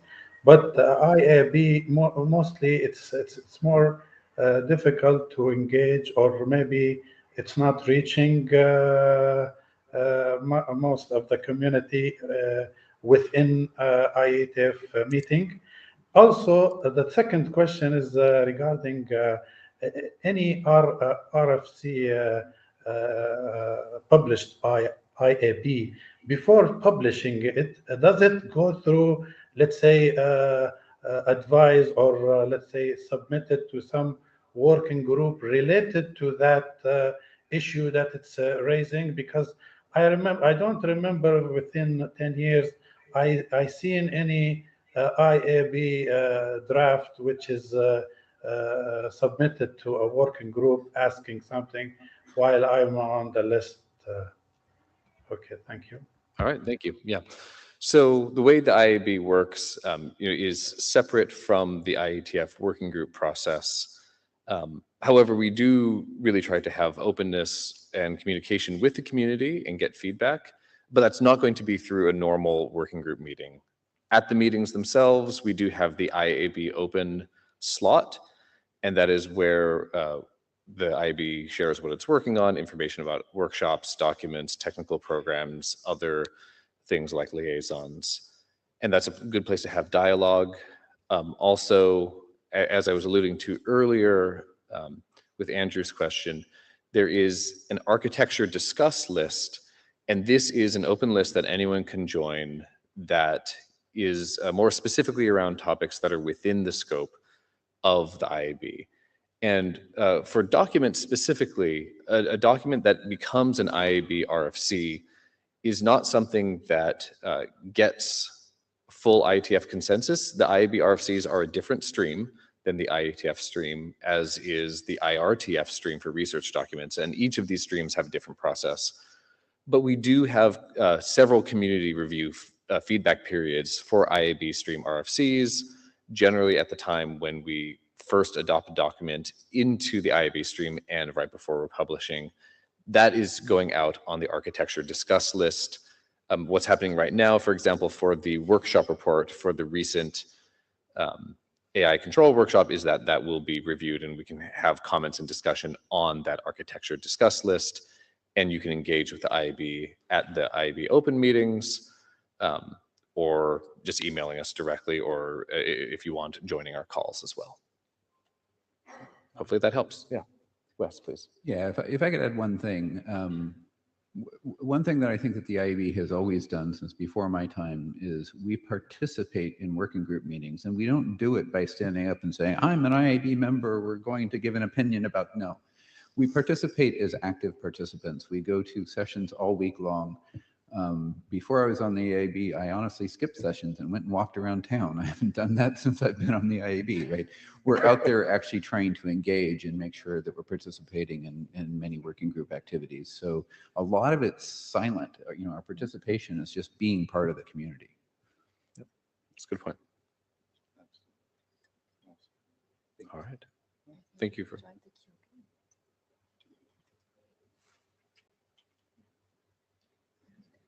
All right. Is anyone else in queue? Abdul Salam, I don't know if you're. Yes, just my comment on that is why separate, let's say, why we separate. Discussions can be done as we have the member, or let's say the liaison member, liaisons with outside of IETF. He's doing some liaison with other SDO, I mean. So within the working, let's say the working groups, if we get some kind of, let's say, feedback from the IAB, if it's related to some work we are doing, it will be nice. Or let's say some kind of engagement between the IAB with the working group chairs. So I'm against separating. Let's say when you said now, I heard you now, you saying separating as if it's a rule. So my comment, it's not a question, just a comment. Why did we should think, why are we separating? Why we need this separation? Is it needed? So thank you.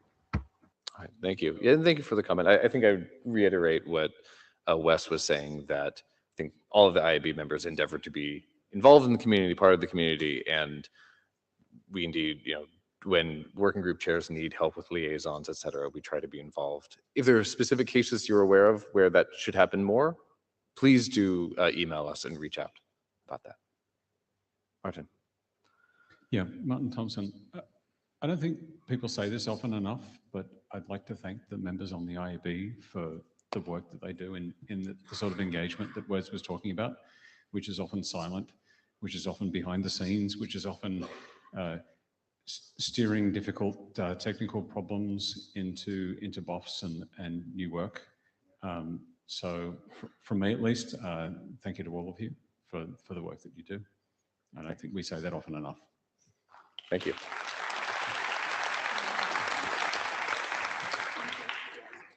All right. Carolina? Hi, Tommy. I had a quick question. I was wondering if you guys could provide a bit of context on how you decide when you sunset IAB programs. The reason for me asking is we had a site meeting today for the potential creation of a research group on sort of, green standards and sustainability. And there were, a number of questions about it not overlapping with the IAB impact group. And now that there's, a potential research group being created, there's standardization work that's, formally started. I just, wonder when you guys decide the IAB is good to sort of, let it to, leave it off to the community to sort of continue the work. Yeah, thank you. So I'll let Suresh comment, but just generally, we do try to hold regular reviews internally of IAB programs to make sure that they are still doing something, that they're still needed. But for the specific point of impact, please go ahead, Suresh. Yeah, thank you. I think, Tommy, you kind of like read into it, right? Like, so Karana, really the idea is, right, if there's work to do, the program continues. If there's no work to do, the program goes away, right? That's kind of the high level thing. And in this case, the Green Working Group had its first meeting. The sustainability RG is still a proposed RG. It's not even an RG yet. So the idea is to kind of figure out the scoping for those, see if there's anything else left to do. And I think like between me and Yari, we do have an idea. There is other stuff out there that needs to get done. We did talk to Eve and Ali to kind of talk about what's left. And that is kind of the architectural considerations for the trade-offs for sustainability. So what do you trade off against sustainability? Is it usability? Is it like availability? Is it some kind of operational thing? So what do you trade off for that? I think that's still some kind of IAB document that's missing there. And I think that's until we kind of suss that out, like we kind of keep that alive. But as Tommy said, like we will look at it, and it doesn't, bits don't take much space, right? But we're not going to like do like something high bandwidth without knowing there's something good to do. So if we see like, a couple of months later, like, the Sachin RG is set up and Green is set up and we don't have anything to do, we will certainly close it down. So I think we had a really good, successful year spinning off these two things, but if there's nothing more to do, we'll be done. Thanks. And I think I'd like to echo the point that the research group is still in the process of being formed, and we're still trying to figure out the scope of its charter. So, assuming the research group is formed, once we know the scope of its charter and we see how things are actually working, then we'll be able to make a decision on what happens to the program. Exactly.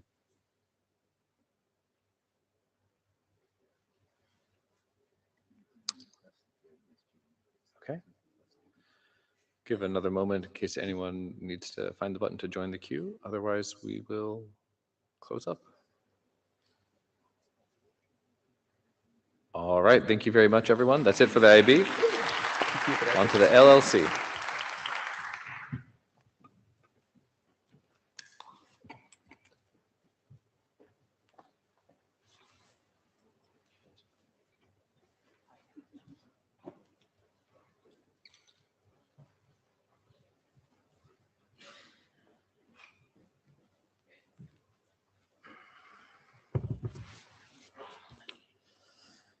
Takes so long for people to get up here.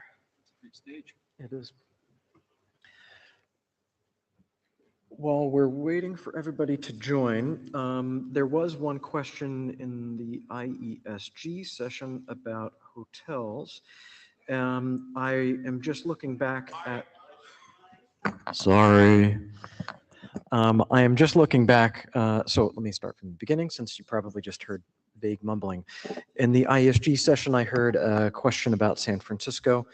In our October board notes, we have a report here. It says Portland site report was shared with the board and Jay Daly provided no review. The board will review and report and discuss further. One of the questions the board was whether this might be an alternative to San Francisco and how the cost of travel differs between the two cities. So it is an item that is in discussion and not quite resolved just yet. Another question that came up previously, which I think is really optimally directed at the LLC, pertained to hotel rooms and finding alternative locations. And I think you probably, yelled from the back, saying something like, yes, that's not something we're doing. We've discussed this a number of times before. I think ultimately we're not really a travel agency. It's not our core competency. We try to find a sort of core hotel and some alternatives, but we have routinely lost a lot of money booking room blocks and then having people not use the room blocks, in part because sometimes when that long date approaches, the room rates that you get on the web are lower than what the booked rate was that we had to book 2 years or 3 years or 4 years ahead of time. It's just too much financial risk and it doesn't make sense.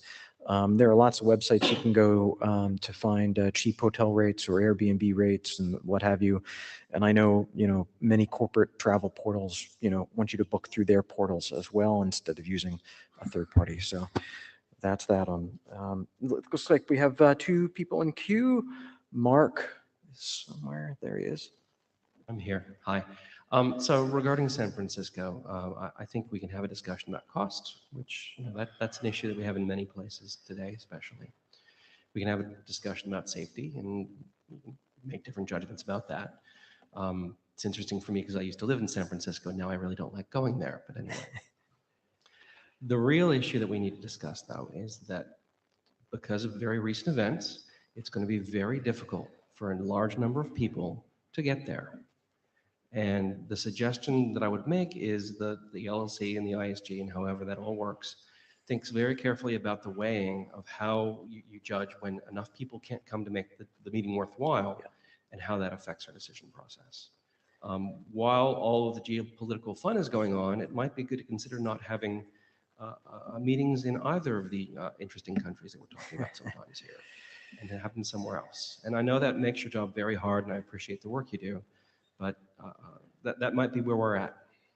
Yep, good point and fodder for our next board meetings discussion. And I can assure you I've been practicing deep breathing all day.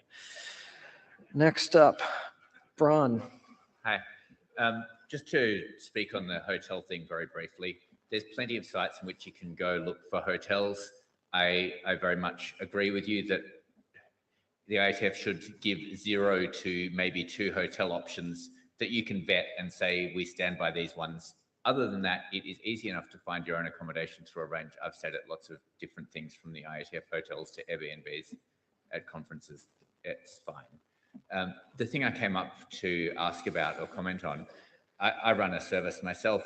I know we go down occasionally. This week we've had some real issues with the data tracker, and the communication has been, yes, there's a problem. Yes, we've fixed it. It was down again during the working group chairs. So I'd like to know what the plan is to make it more robust, given that it only gets tested at this degree once 3 times a year. It's a real challenge, and it has interrupted our work quite a bit this time. So I wanted to raise that topic and be the one to take the blame for raising that. Yeah, no doubt. We take uptime seriously, especially during these meetings. It's one of the core things we have to deliver, the technical platforms and tools. There's been a lot of discussion on the Slack channel about this, and I know in particular we've had a weird issue with one particular ASN originating a lot of odd traffic, probably just automated, and causing a lot of challenges. And I think we may have someone standing up at a mic that might want to add any additional detail. If you'll forgive me jumping queue. You bet, yeah, please. You're the expert here. Robert Sparks. Ron, direct answer to your question, what's being done? We are at the sharp part of the knee in a major change to the infrastructure we use to deliver the data tracker service. It was only shortly before IETF 120 that we had the IETF running in a modern cloud environment. We are continuing to evolve the way that service is delivered to take advantage of scalability options, deeper resistance and reaction to unwanted traffic pressure.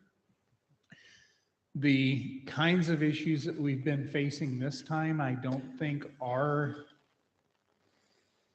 issues that we could lab test. The meetings produce a combination of very unique real customer traffic and an attractive target for nuisance traffic, or even malicious traffic. So the approaches that we are taking are continuing to evolve the shape of the architecture so that we can reactively scale when we need to scale. Identifying the places where we actually have archaic code thinking and how we respond to requests, so that we're vulnerable to like people that are just wanting to mess with something because the size of the body of people that just want to mess with something because it's fun is getting quite large. And massively improving our visibility into how the system is behaving under the different kinds of traffic load that it gets. So it's not we're just sitting and waiting for it to break and fixing why it broke that time. We're piling on, and as I said, we're at the very beginning of the knee of the curve to moving rapidly to better behavior. Thank you. I think the one thing that I would ask for, and I think probably a lot of people would ask for, is more detail about what's happened and what the state of things is, because at the moment it is an unpredictable machine as far as we're concerned, and we don't know when we walk into a session whether we'll be able to get our work done. Yeah, it's a fair point. I think most of our day jobs where we're used to root cause analysis reports and these kind of things. So yeah. I think we'll take that as an action item. Thank you. Thanks. And thank you, Robert. Next in the queue is Jim Fenton. And if you are in the queue, make sure you, or Adam Mike Line, put yourself in the queue. Yep. Hi, Jim Benton. With respect to hotels, I understand the economics of, getting a room block set aside and negotiating all of those things. And since I don't have any of the corporate constraints on where I can book my hotels, I like to book at IETF hotels, both because of the IETF hotel network, which is as usual great, but also just kind of to make sure that IETF isn't stuck with a bunch of rooms that they've committed. In this particular case, the negotiated hotel is rather inconvenient. I'm definitely getting my steps in every day, which is great. But I'm also walking past a couple of fairly promising looking hotels that are a whole lot closer. I'm not sure there's a question here, but just kind of feedback that I would really like it if it was a little easier to commute from the hotel to the meeting venue when they're in separate places. Yep, we hear you. Thank you. Next up, Richard. Yeah, hi. I just want to kind of plus one what Brian was saying and suggest that maybe we've kind of had an ongoing sequence of performance issues with the data tracker, which we're obviously evolving to try and address as we go.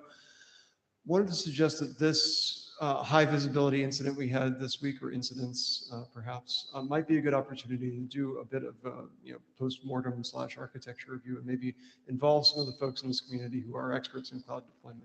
Get some free consulting out of them. But it might be a good exercise for, say, the tools team and the ISG to organize. That makes sense.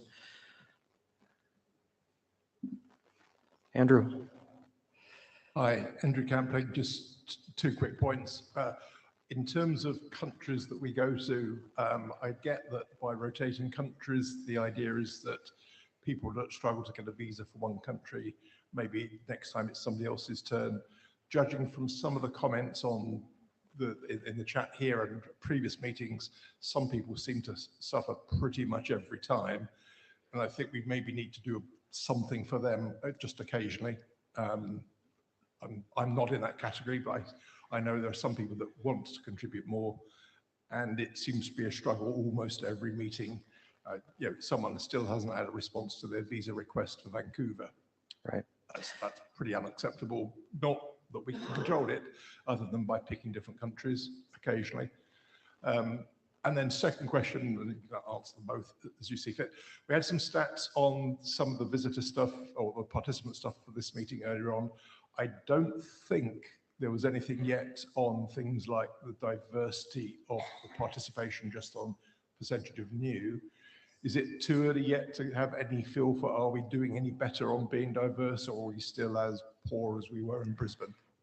I think it's one of the things that's captured in the post-meeting surveys a bit, but no. So maybe it's back down to ISG data that you had on the meeting attendees and so on, around diversity. I'm kind of unclear on what exact collection we're talking about. I mean, we do have diversity data across a lot of dimensions when we do the community survey on an annual basis. And so to get the deep dive comprehensive data that you can't necessarily scrape from the registration information, that comes from the once a year survey. Okay, I just remember, I think it was in Brisbane, we hit an all-time low of 7.6% female participation, which I think is shameful. It'd be good to know if we do that. that's from the community survey. Okay. We don't have that clean demographic information just based on the registration information kind of for that. And if you're kind of really interested in what we're doing, and anyone is around the topic of gender diversity at Sisters, there's going to be a presentation that's going to walk through a response and an action plan related to all the things that came from the experience of women in the IETF report. And fair point on the visas. I mean, I think historically the biggest cluster of folks having difficulty getting visas have been from China. And India, I think, as well. And what, India, yeah. And I think, as you heard, we are working on a, China meeting location, and they mentioned the possibility of other Asian locations, including India, for future meetings. So presumably, in both those cases, it makes it easier for those folks that live in those countries. Now, of course, there may be a burden of other countries, but it shifts the burden around in a lot of ways. Thanks. Richard, another question? Back. Pop Since- back up. Since I'm making suggestions and we're talking about geopolitics and visas and whatnot, one place that still doesn't require visas to get to is the internet. So as we're trying to navigate all of this. Not yet. I said still, as of this speaking.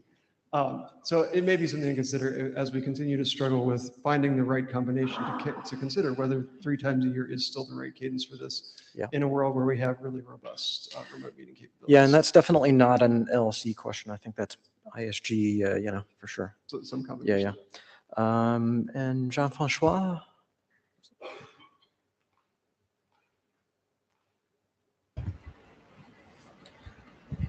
Online, yeah.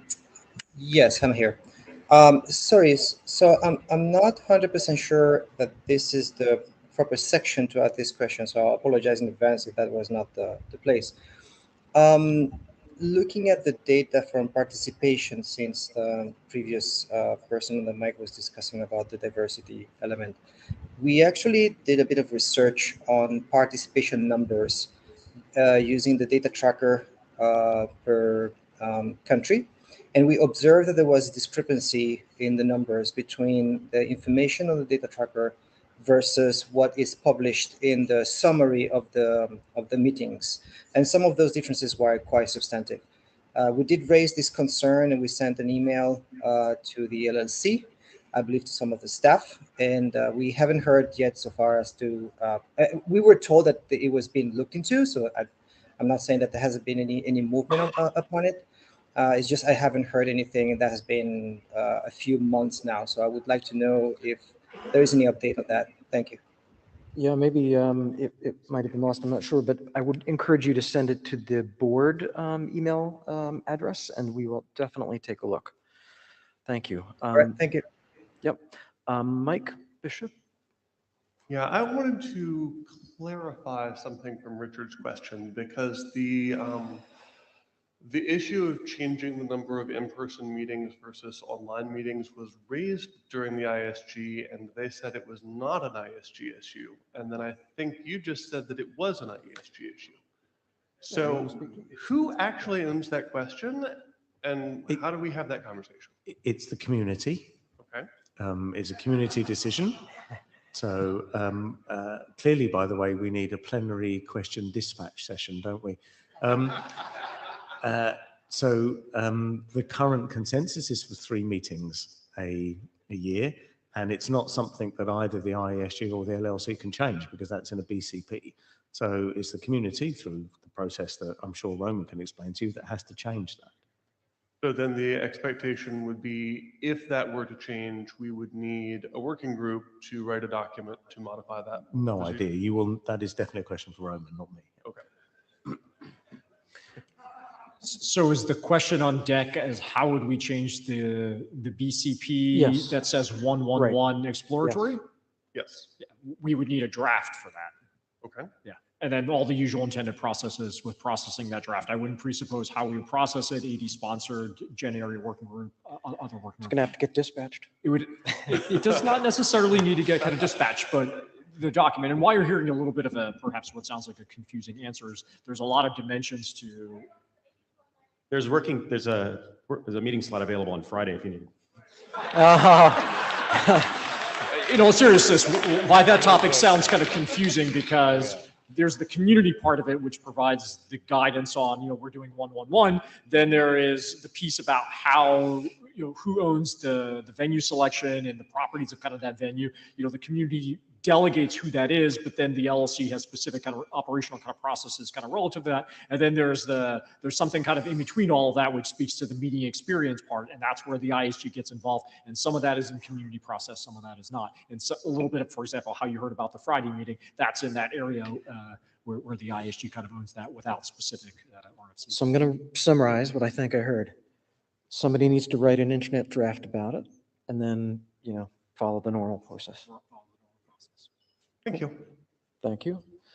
I don't see anyone else in queue. Oh, Brian. There he is. Oh, my stomach's Thank you, grumbling. Brian. All input is good input. So I would have one question, I think, for the LLC board. I don't need an answer for this right now, but if that process were to happen, how much lead time would we need before we would drop from 3 to 2? Like how long in advance would like decisions made here then affect the act? Because I mean, like we've signed contracts, we've got exploratory committees, like we have the things that are up, the actual meeting schedule. Are there like, would it be like long after that? Like would these Yeah, no, I mean, PDAs that's as far out, you know, Okay. as the Okay. headlights are shining at night. Cool. And, you know, if the community was like, oh, it needs to change faster than that, then we'll be like, well, here's the cost to do that. Is that really worth it? Yeah, there's some ability to move the meetings, but it has a cost often. Right. Okay, awesome. Thank you very much. Sure. All right. Don't see anyone else. All right, thank you. Have a good night. Thank you for sticking it out for all those who make the joke that Shauna and Sean Turner are the same person. We are clearly not. They cut the mic.